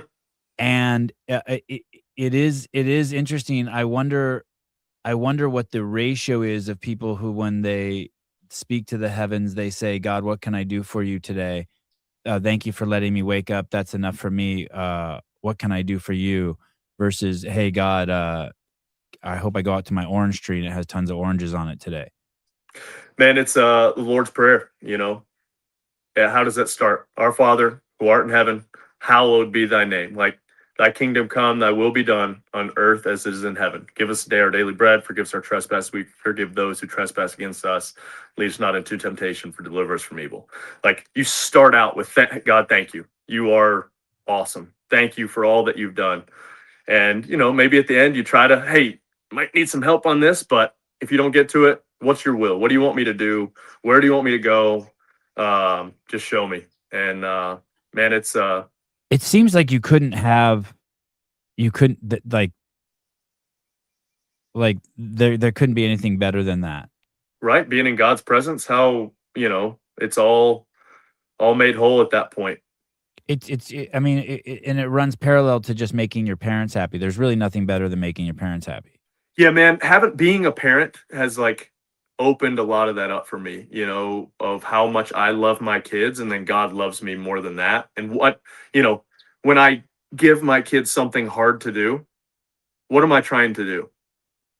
Am I Well, as am they I say in the doing it? level 1 manual, you wanna get them, adaptation to That's get right. you. Am I wanting to like do bad things to them? Not bad things, but like give them hard things because I just want to watch them suffer. No, I know that on the other side of that, there is adaptation. There are good things that are going to come from that. And, there's a lot of things that don't make sense. And, we do question, you're like, man, why do good things happen to good people? I don't 100% have the answer to it. Some would say because we allowed sin into the world in the beginning, and that is what happened. But man, you know, I don't have it figured out, but I'm trying. In the most, I feel like the most heart correct heart posture way. At times you're like you try to figure things out that you don't need to figure out. Like they're just not gonna make sense, and that's enough for me. Like time, man, time. Like when Violet, she's asked me a couple times, or not a couple times, she's like, "Who's God's mom?" Yeah. And I'm like, and as a kid, I wrestled with that. I'm like, well, where did God come from? But then when you really stand back and think about it, He created time. Time doesn't mean anything to him. Like then your brain is like, whoa, where am I at? So You'd be fun on acid, Rich. no, I would not. I can't do nicotine, dude. Good. Nicotine, I'm glad you can. bro. I tried nicotine gum one time. Jake Lockhart, before we go to a meeting, he's like, man, this will help you chill out. It'll help you concentrate. That was the most worthless meeting I've ever been a part of. It was like Ni horrible bosses too, where they're like murder, and they're just like, it was insane. I cannot concentrate on that stuff. So much of that stuff as an adult, I feel like you don't even have to think through. Like, someone said to me, "Yeah, heaven's gonna be weird because I've had 3 wives, and what are they all gonna be up there?" And I don't know how to I don't know how explain it that to math checks. like, hey, the bigger picture, it's okay to not understand the Oh, bigger picture. Did I lose you? Did Rich freeze we're or did back. I freeze? I don't know. I could still see There. myself. Can you see me? Yeah, I can see you. I feel like that those types of questions, as you get older, you can questions you don't have answers for, you don't need to pursue them, you can make space for them. Does that make sense to you, what I'm saying?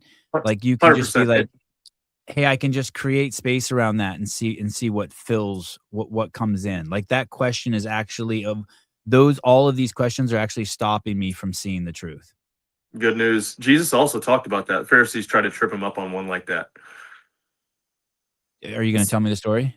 Well, it was basically like the 7 wives. So like, or this woman where her, in Jewish culture, if she was married, her husband died, his brother married her, and it kept going down for 7. And Jesus is like, none of that matters. Like when we get there, you're gonna see. Yeah, yeah. Well, That's how my brain is. it was also very moving to me. You sent me a text basically, but just out of the blue, being like, "Hey, dude, life's too short to burn everything down," Yep. and that really, I felt like I was walking on a slack line and I was about to fall off, and you just kind of touched my shoulder and got me back on. Oh, I didn't push you off. No, you just Okay, good, it was good. kind of like a Mr. Magoo moment. Like Give you a hand. I was like on a slack line falling off, and you just went, "Hey, dude," and then just basically touched my shoulder, and I got back up, and I was like, "Oh, thank you." I didn't even know I was falling.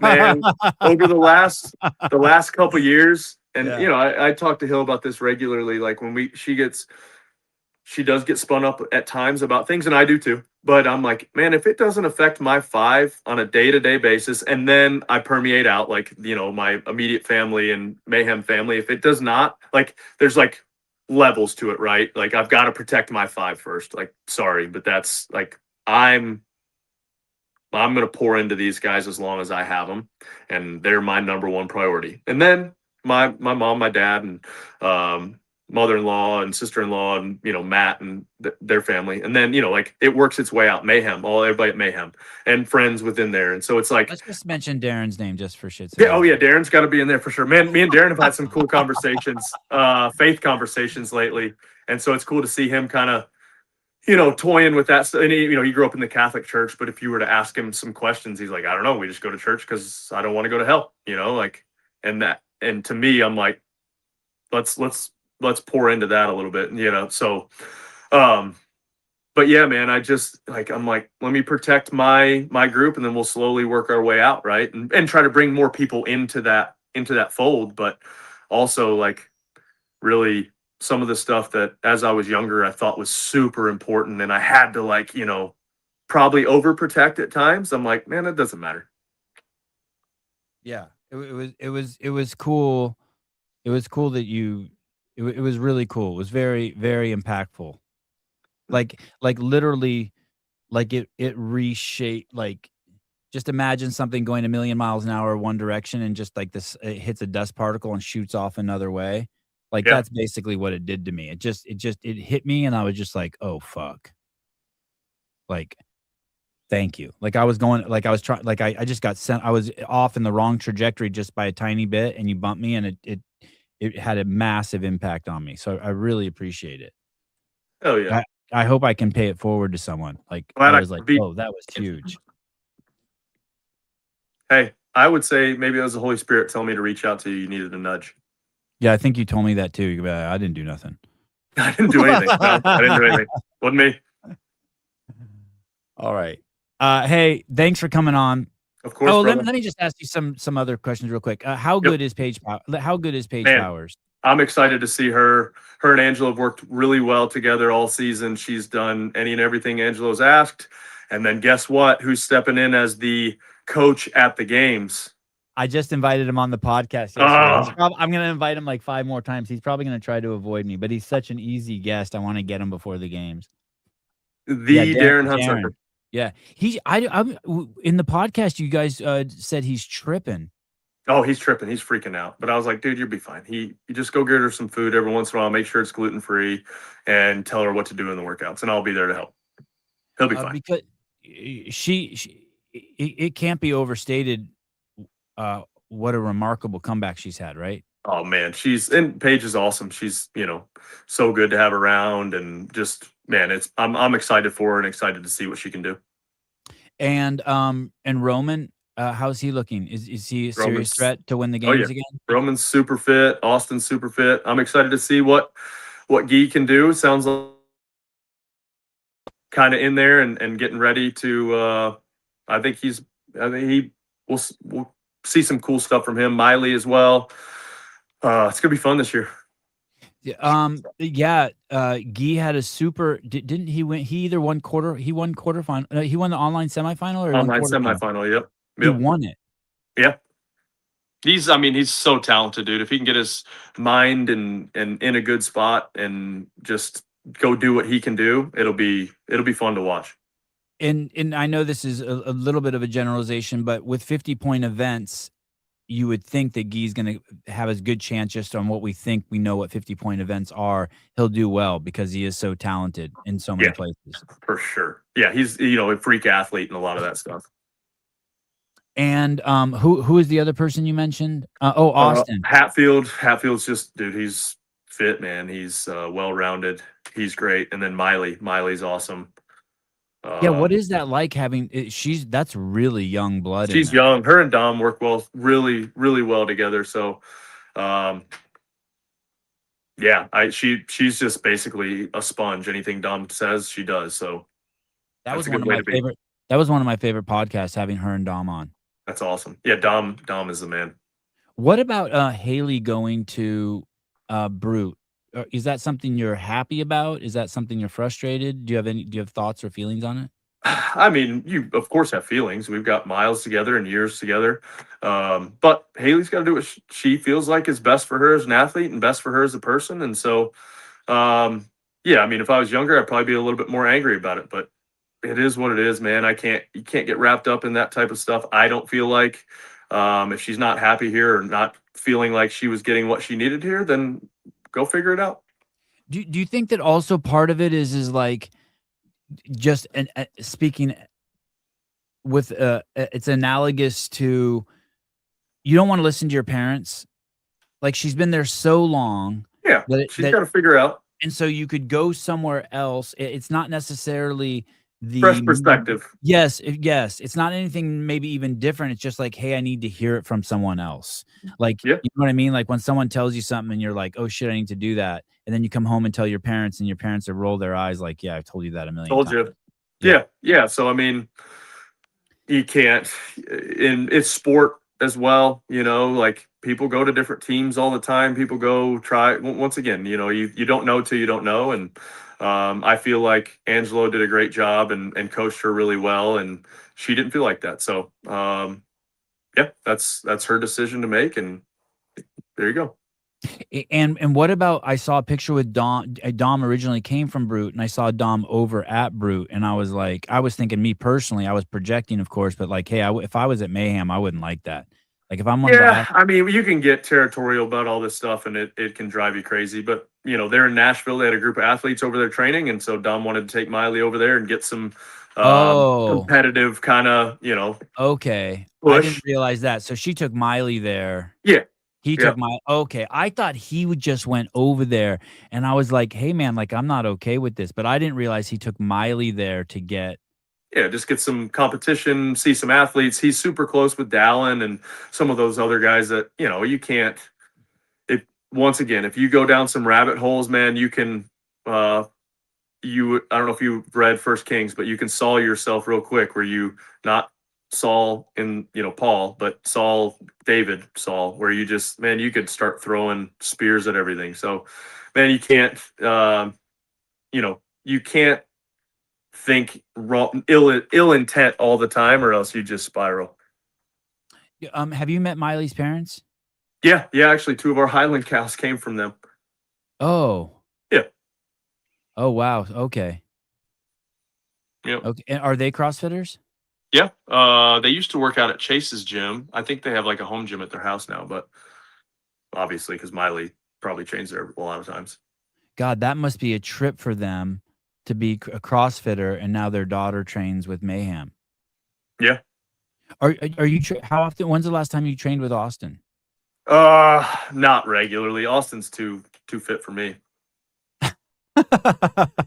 That's great content. That's like my favorite content that comes out of Mayhem when you guys are in there. Little Uh, crossover stuff. yeah, chopping up just because he reminds me of just like he could be one of your offspring or something. Yeah, Austin's a bro for sure. Yeah. All right. Will you please tell Darren that he has to come on the show? I'll make Darren do it. I'll tell Okay. Roman he doesn't have to, but Darren has to. Yeah, no, tell Roman he has to also.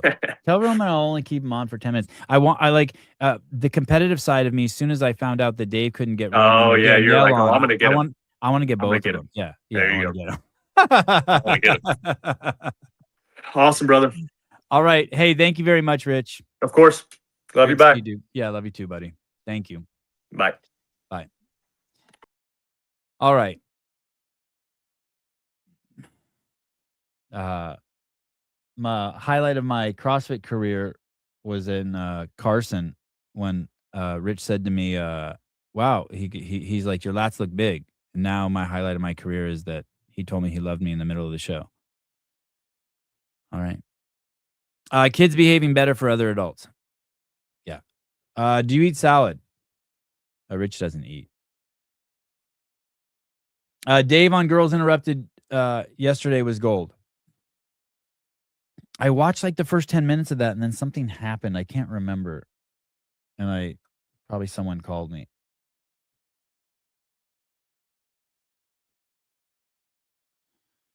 Uh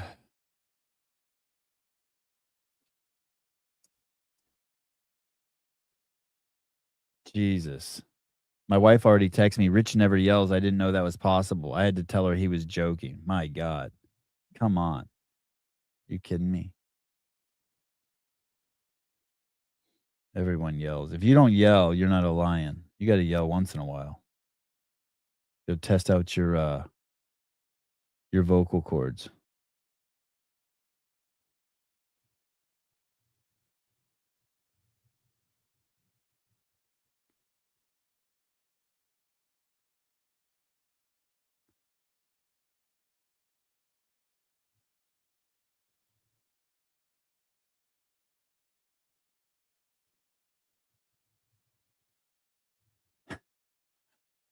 Oh boy, today's going to be a crazy day. All right. I need a sponsor for tomorrow's Kill Taylor. We need a sponsor for tomorrow's Kill Taylor. Who's going to do that? Who wants to get their shit promoted like crazy? Send me a DM. We need a sponsor for Kill Taylor tomorrow. Didn't Rich yell at Luke doing the intervals on the treadmill? I don't think that didn't count as yelling. Yelling is God, what there's good yelling, there's bad yelling. There's you walk outside into your backyard and your three sons are writing with Sharpies on the side of your house. And you're like, "What the fuck are you guys doing?" I think that's bad yelling. Cuz you're being reactionary and you're losing control. That's like bad yelling.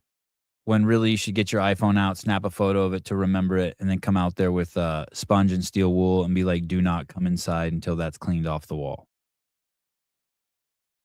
And then there's good yelling. I don't know if I can think of a good. Then there's good yelling.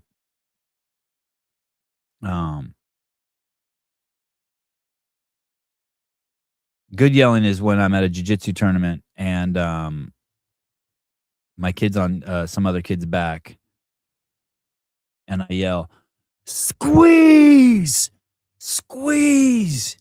That's good yelling. Constructive yelling. Yeah. There's times to yell. Or you know, they're about to cross the street and there's a car coming, or they're looking down as they're walking into a parking lot. "Hey, head up." There's definitely times to roar. They're on the trampoline and you've told them to come in 100 times. And you go out there. "I'm not gonna ask you again."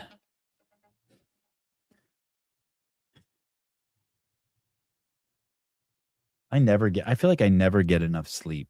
Does anyone feel like they get enough sleep? It doesn't matter how much I sleep. I know, like it's like just never. It's like it's never enough. I always think like I don't think I can't remember ever waking up and being like, "Oh, I feel perfect." Caller, hi, Travis. Good morning. Good morning, sir. Good morning. How are you? I'm amazing. I'm so happy. I'm looking outside and the fog's still set in, so that means I know I can go outside without being too hot. I'm pumped. I'm gonna get to see my kids. Are they surfing today? I hope they are. We have we're going to MMA training first this morning, and then I'm gonna take their surfboards with me. I'm hoping they'll go surfing afterwards. Nice. A little birdie told me you need a sponsor for tomorrow. We do need a sponsor for tomorrow. God, you're on the pulse. That's what I try to do. All right. Mark it down. Vindicate. VNDK8.com. Here's the funny thing. I just sent it to the Kill Taylor. I just sent it to the Kill Taylor text thread. It baffles me that you have to look for sponsors because I have never lost money sponsoring Kill Taylor. Oh, that's awesome. That makes me so happy to hear. No that makes me so happy to hear that because I stress so much taking money from people. I stress so much. I'm pretty sure every time I've sponsored, it's paid for before the show is over. So Put me down. All right. Hey, did my wife hit you up? Did. Okay. Already got that done, taken care of. Oh, really? Yep. She's like, hey, Well, it's not done, but it'll be done. it shall be done. Yeah, that sounds biblical. It It shall shall be be done. done. That's so It funny shall. because she's See? like, hey, Get can I? rich on the show. That's what happens. She asked me, she's like, hey, can I hit Travis up and ask him for a CEO sweatshirt? And I said, yeah, absolutely. She's like, do you need to do it? I'm like, no, he would fucking love to hear from you. He's cool as shit. And she, are you serious? Yeah.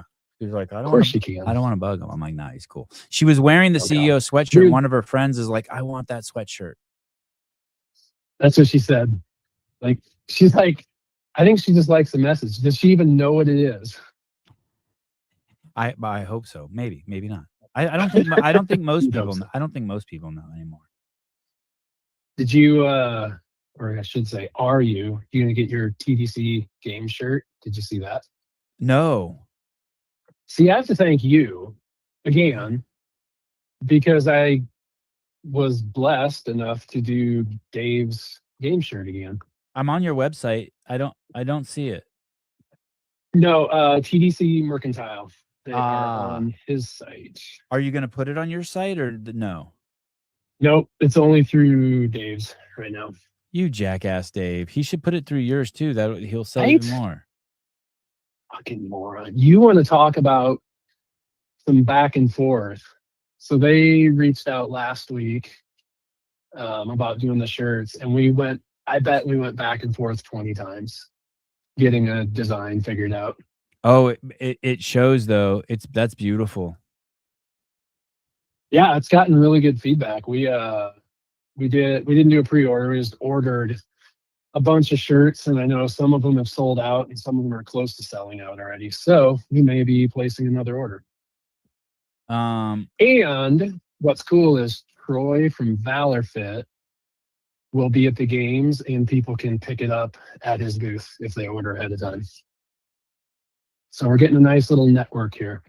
All right. Before I hit buy, I'm going to. Will I get this before the games? They'll be available at the games. Scan code with your iPhone. So I pay for it now, but I pick it up at the games. Yeah, I haven't run through the checkout, so I don't know how he has that set up. Well, you know who's running Dave's stuff. I'm sure she will. I don't get know. Set up, Jen. Okay. Well, I just ordered one. Oh, beautiful. Yeah, that's awesome. It takes too many clicks to get it. It took me like 6 clicks to buy it. Don't yell at me. It's not on my website. Yeah, I just want a 1 click. New website is in the works for them as well. So hey, will you send me and Souza anything you want us to read, or any sales or anything you want to promote before tomorrow morning? Or the sooner the better. That Sure. way I can give it to Pool Boy too, and he can incorporate it into his opening monologue. Okay, I'll come up with something. Oh, and I got the massive package for Biomax showed up at my house yesterday. At first, I get so excited when I get stuff from Vindicate, and I got all that. I'm like, oh my god, I can't believe he sent me so much shit. And then as I'm carrying to the house, I'm like, this isn't. I'm like, I realize, oh, this isn't for me. Bunch of Biomax shit. Yeah, that's awesome. I will actually. I'm gonna be sending you some Colton stuff as soon as I get his game shirts are getting printed right now. So once I have those, I'll get some on the way. I'm getting really lean and buff. So and I keep wearing my CEO tank top. Like I've worn it like a million times. So if you have any tank tops, I'm ready to start letting the guns out. All right. Same size in those. Yeah, I like them as the t-shirts. Yep, I think so. Yep.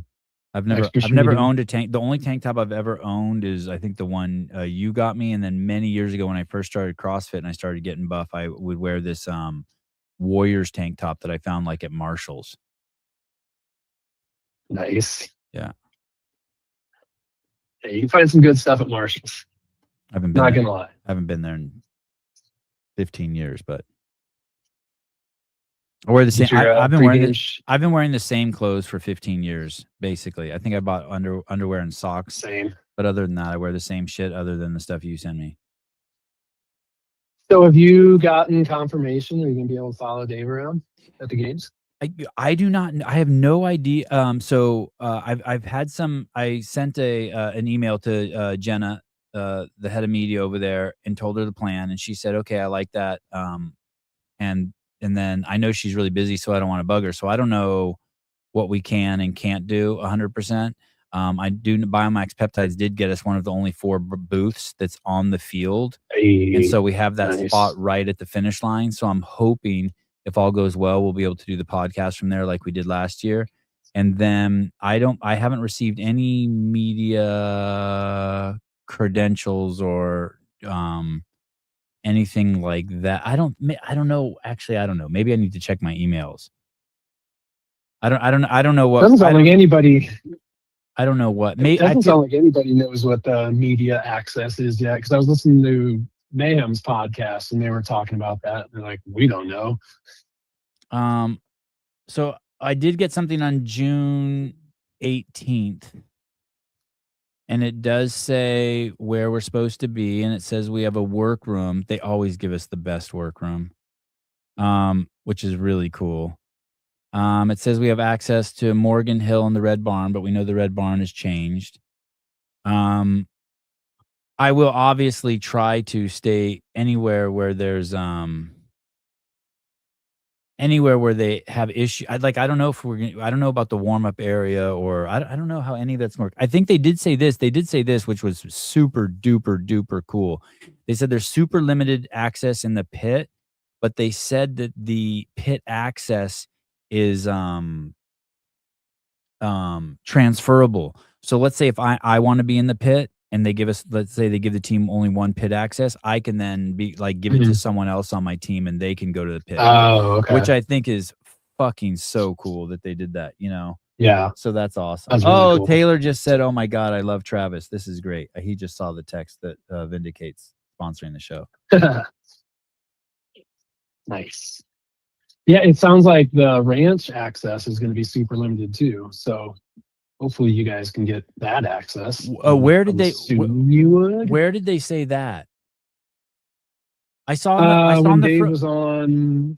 Go ahead. The girls' podcast. When Dave was on the girls' podcast, they were talking about it because Alexis was trying to get Fee there as her coach, and he was talking about who's going to be allowed there, and it sounded like it's going to be pretty limited. Clydesdale, we got 1 2, and that is transferable. It's awesome. No, we didn't get one of those pit passes yet. I don't see. No, I don't know if anyone on my team got a pit pass. I don't think my team has gotten one of those. Unless maybe Jenny got it or Souza got it. I haven't heard. I could ask. I mean, I would assume we're gonna get one. Yeah. Did anybody get a pit access pass? Hey, Scott, how do you know you got that? Did they send you a separate email than the email on June 18th? It was in the approval email. Access to, here we go. Access to 2 small media pits located at the finish line. Unlike previous years, space in the media pit is extremely limited and access is restricted to a small number of approved individuals.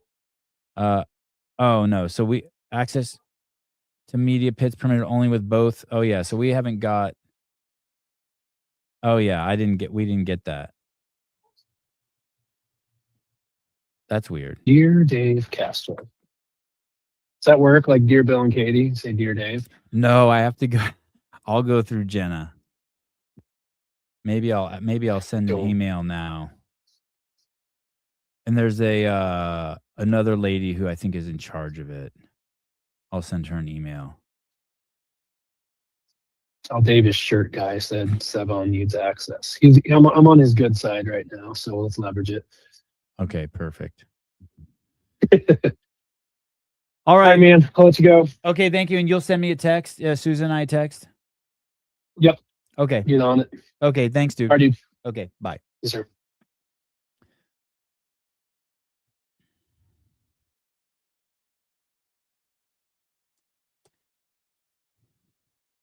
I'm writing an email now.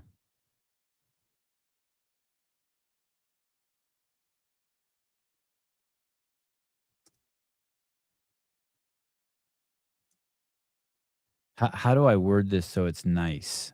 Because sometimes I'm too blunt. Can I also get a pit um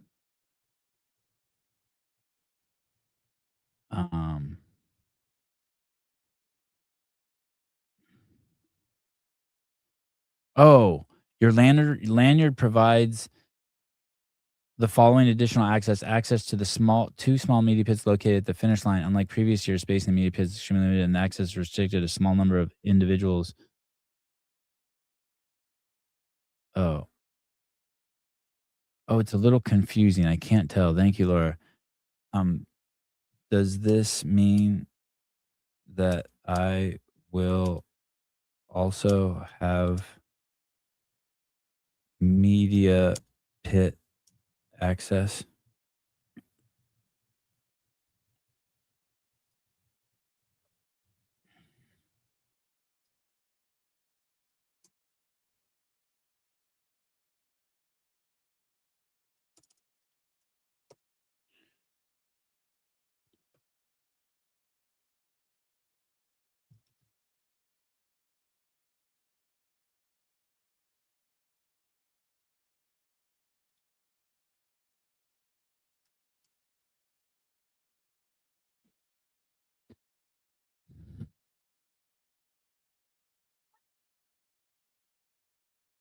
All right.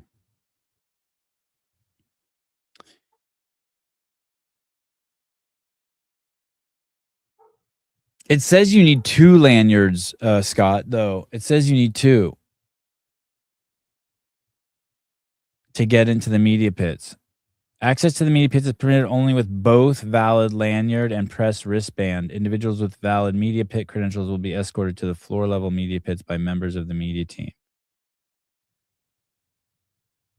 Members of the CrossFit media team? I suck at understanding shit. I need it like I need to explain to me like I'm retarded.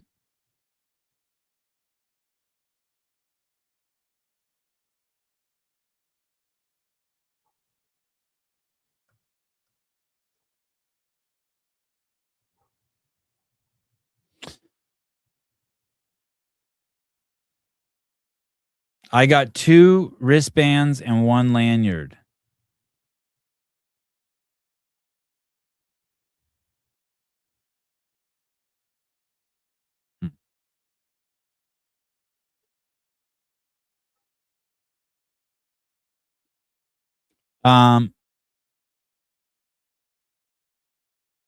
Good morning, Jenny. I heard they only gave 4 special ones. 4 special ones.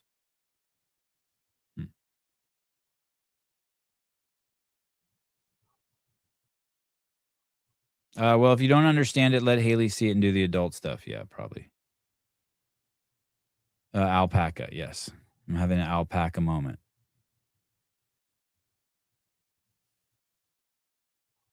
Access to the 2 small media pits located at the finish. Your lanyard provides the following additional access. Your lanyard. Access to 2 small media pits located at the finish line. Unlike previous years, space in the media pit is extremely limited. Access to a restricted small number of approved individuals. Lanyards may be shared among credentialed members of your team who have been approved for a press. Oh, I see. So how are there 2 lanyard? Maybe someone needs to talk to me with pictures. Maybe I need pictures. I'm like a 3-year-old. Access to the media pits permitted only with both valid lanyards and a wristband. So everyone gets a wristband, and then some people get 1 lanyard and some people get 2 lanyards. It says your lanyard, not lanyards.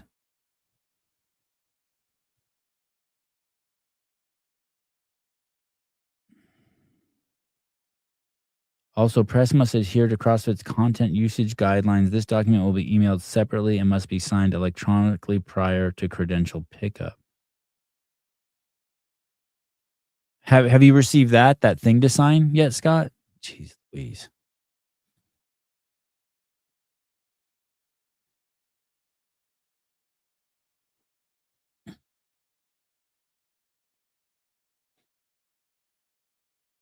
No, I don't think so. If you have a wristband and a lanyard, you get access to the pit. I don't think so. Because it says access to the small media pits located at the finish line. Unlike previous years, space in the media pit is extremely limited and access is restricted to a small number of approved individuals. Lanyards. Oh, no, that's okay. Access to the media pit is permitted only with both. Oh, you're right. You're right. Access to the media pits is permitted only with a valid lanyard. Okay. Okay. Thank you guys for working me through this. All right. The reading comprehension of a 3-year-old.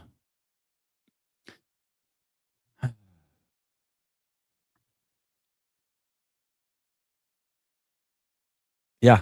Yeah. Yeah. Yeah. Facts. Facts. Facts. Okay, this person's in their car. Hold on. Okay, go ahead. You're live from your car. Go ahead, speak your mind. Yo, so for your press pass, so whoever in your team, your entire team should get your wristbands. This is the way I understand it from what I was reading. You get your wristband, and then you guys will get a certain number of lanyards. If you have lanyard plus wristband, you get to the finish line pit. If you have just a wristband, you get all the otyou access. Why did you say finish line pit? Why do you think it's at the finish line? Because there's two small pits. How do you Whatever know those this? are. How do you know? Oh, do you know where they are? Or you're just Come on, speculating. man. I don't know whether I think I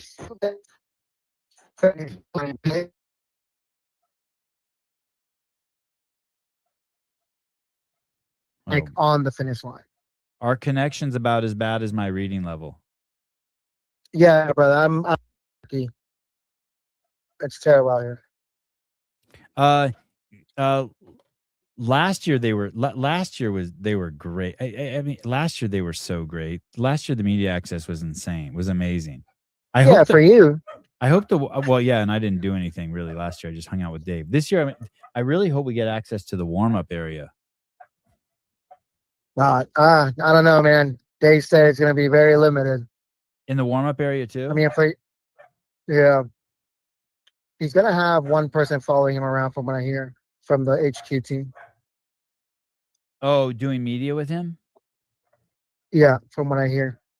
From what I heard yesterday. Through the grapevine. It's going to be interesting this year. This year I'm going in just guns a-blazing. I'm just going to just talk to everyone.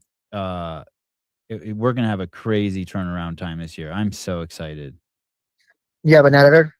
Yeah, we have someone who's just going to be doing editing, and we're going to put out the behind the scenes every single night. Just someone in the cave cooking? Damn, dude. Yeah, and it's gonna be wild. It is gonna be wild. Man, get that guy a lot of caffeine. That guy's gonna be in blue light blockers. Do those really work? I mean, they help me like not strain my eyes too much, especially at nighttime. And I've been this last year I didn't train with my camera. I'm already training with my camera, so I'm excited. What are you shooting with FX3s? What are you giving the guys? I think everyone will have FX3s. We're gonna have 2 Luna Ultras just for like quick turnaround content. But then I think we're bringing 3 FX3s, probably FX30, just the normal stuff. But I built out a whole rig, and I've been carrying it around everywhere, filming my kids with like a FX3 and a V mount battery. And I'm gonna this is my first year I'm using a monitor, so I can actually see what's in focus. I haven't been able to see my screen in probably 10 years. Dude, yeah, I have to get a bigger monitor now too, and someone stole my V mount battery, so I'm gonna have to buy another one. Oh, that sucks. But dude, it's terrible. I love the V mount battery. Just powers everything for hours, like nonstop. Yes, I would feed the editor all sorts of sugar to keep him awake. I'll probably buy him 10 liters of Coke. By any means, we're going we're going full Malcolm X mode by any means necessary. Dude, you're gonna have to. I mean, shit. Whenever I'm doing that shit, staying up till 4 a.m. I'm just cranking on monsters and rain. You're cranking on something. Yep, for hours. All right, cool. Thank you. All right, man. All right. Yeah, take it easy, bud. Thank you. With the help of Scott Schweitzer, Jenny, Ken Walters, Jeffrey Birchfield, I now understand my access. Más o menos. I understand my access better. All right. I'll see you guys tonight. Good, great show. Thanks to Rich Froning. Thanks for God for bringing Rich Froning to the show. I mean, I heard something interesting the other day. What was it? I heard an athlete say that these are my goals, but if I get injured, it could all go away.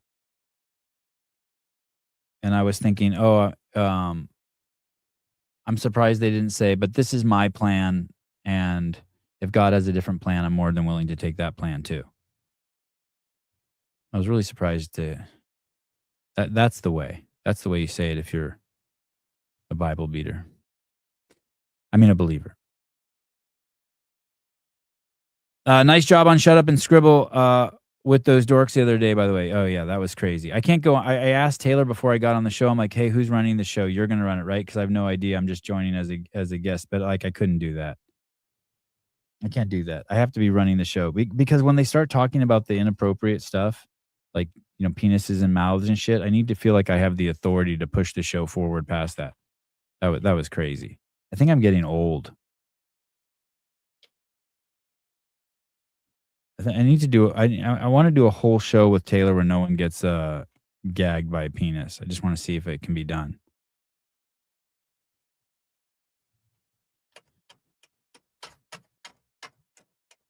No, I understand your mathing. 2026, because 2007 counts as a year, right? 2007, 2008, 2009, 2010, 2011, 2012. 2013, 2014, 2015, 2016, 2017, 2018, 2019, 2020, 2021, 2022, 2023, 2024, 2025, 2026 for the 20th year.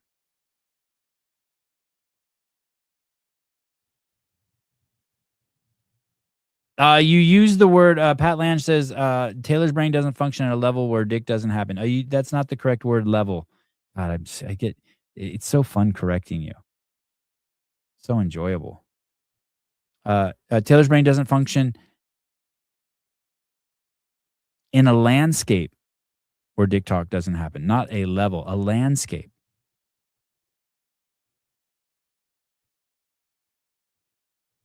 A landscape.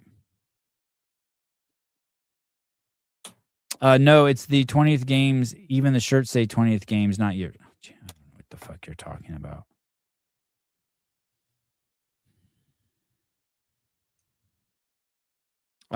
This last 10 minutes almost ruined Rich coming on. You know what drives me crazy, Jeremy?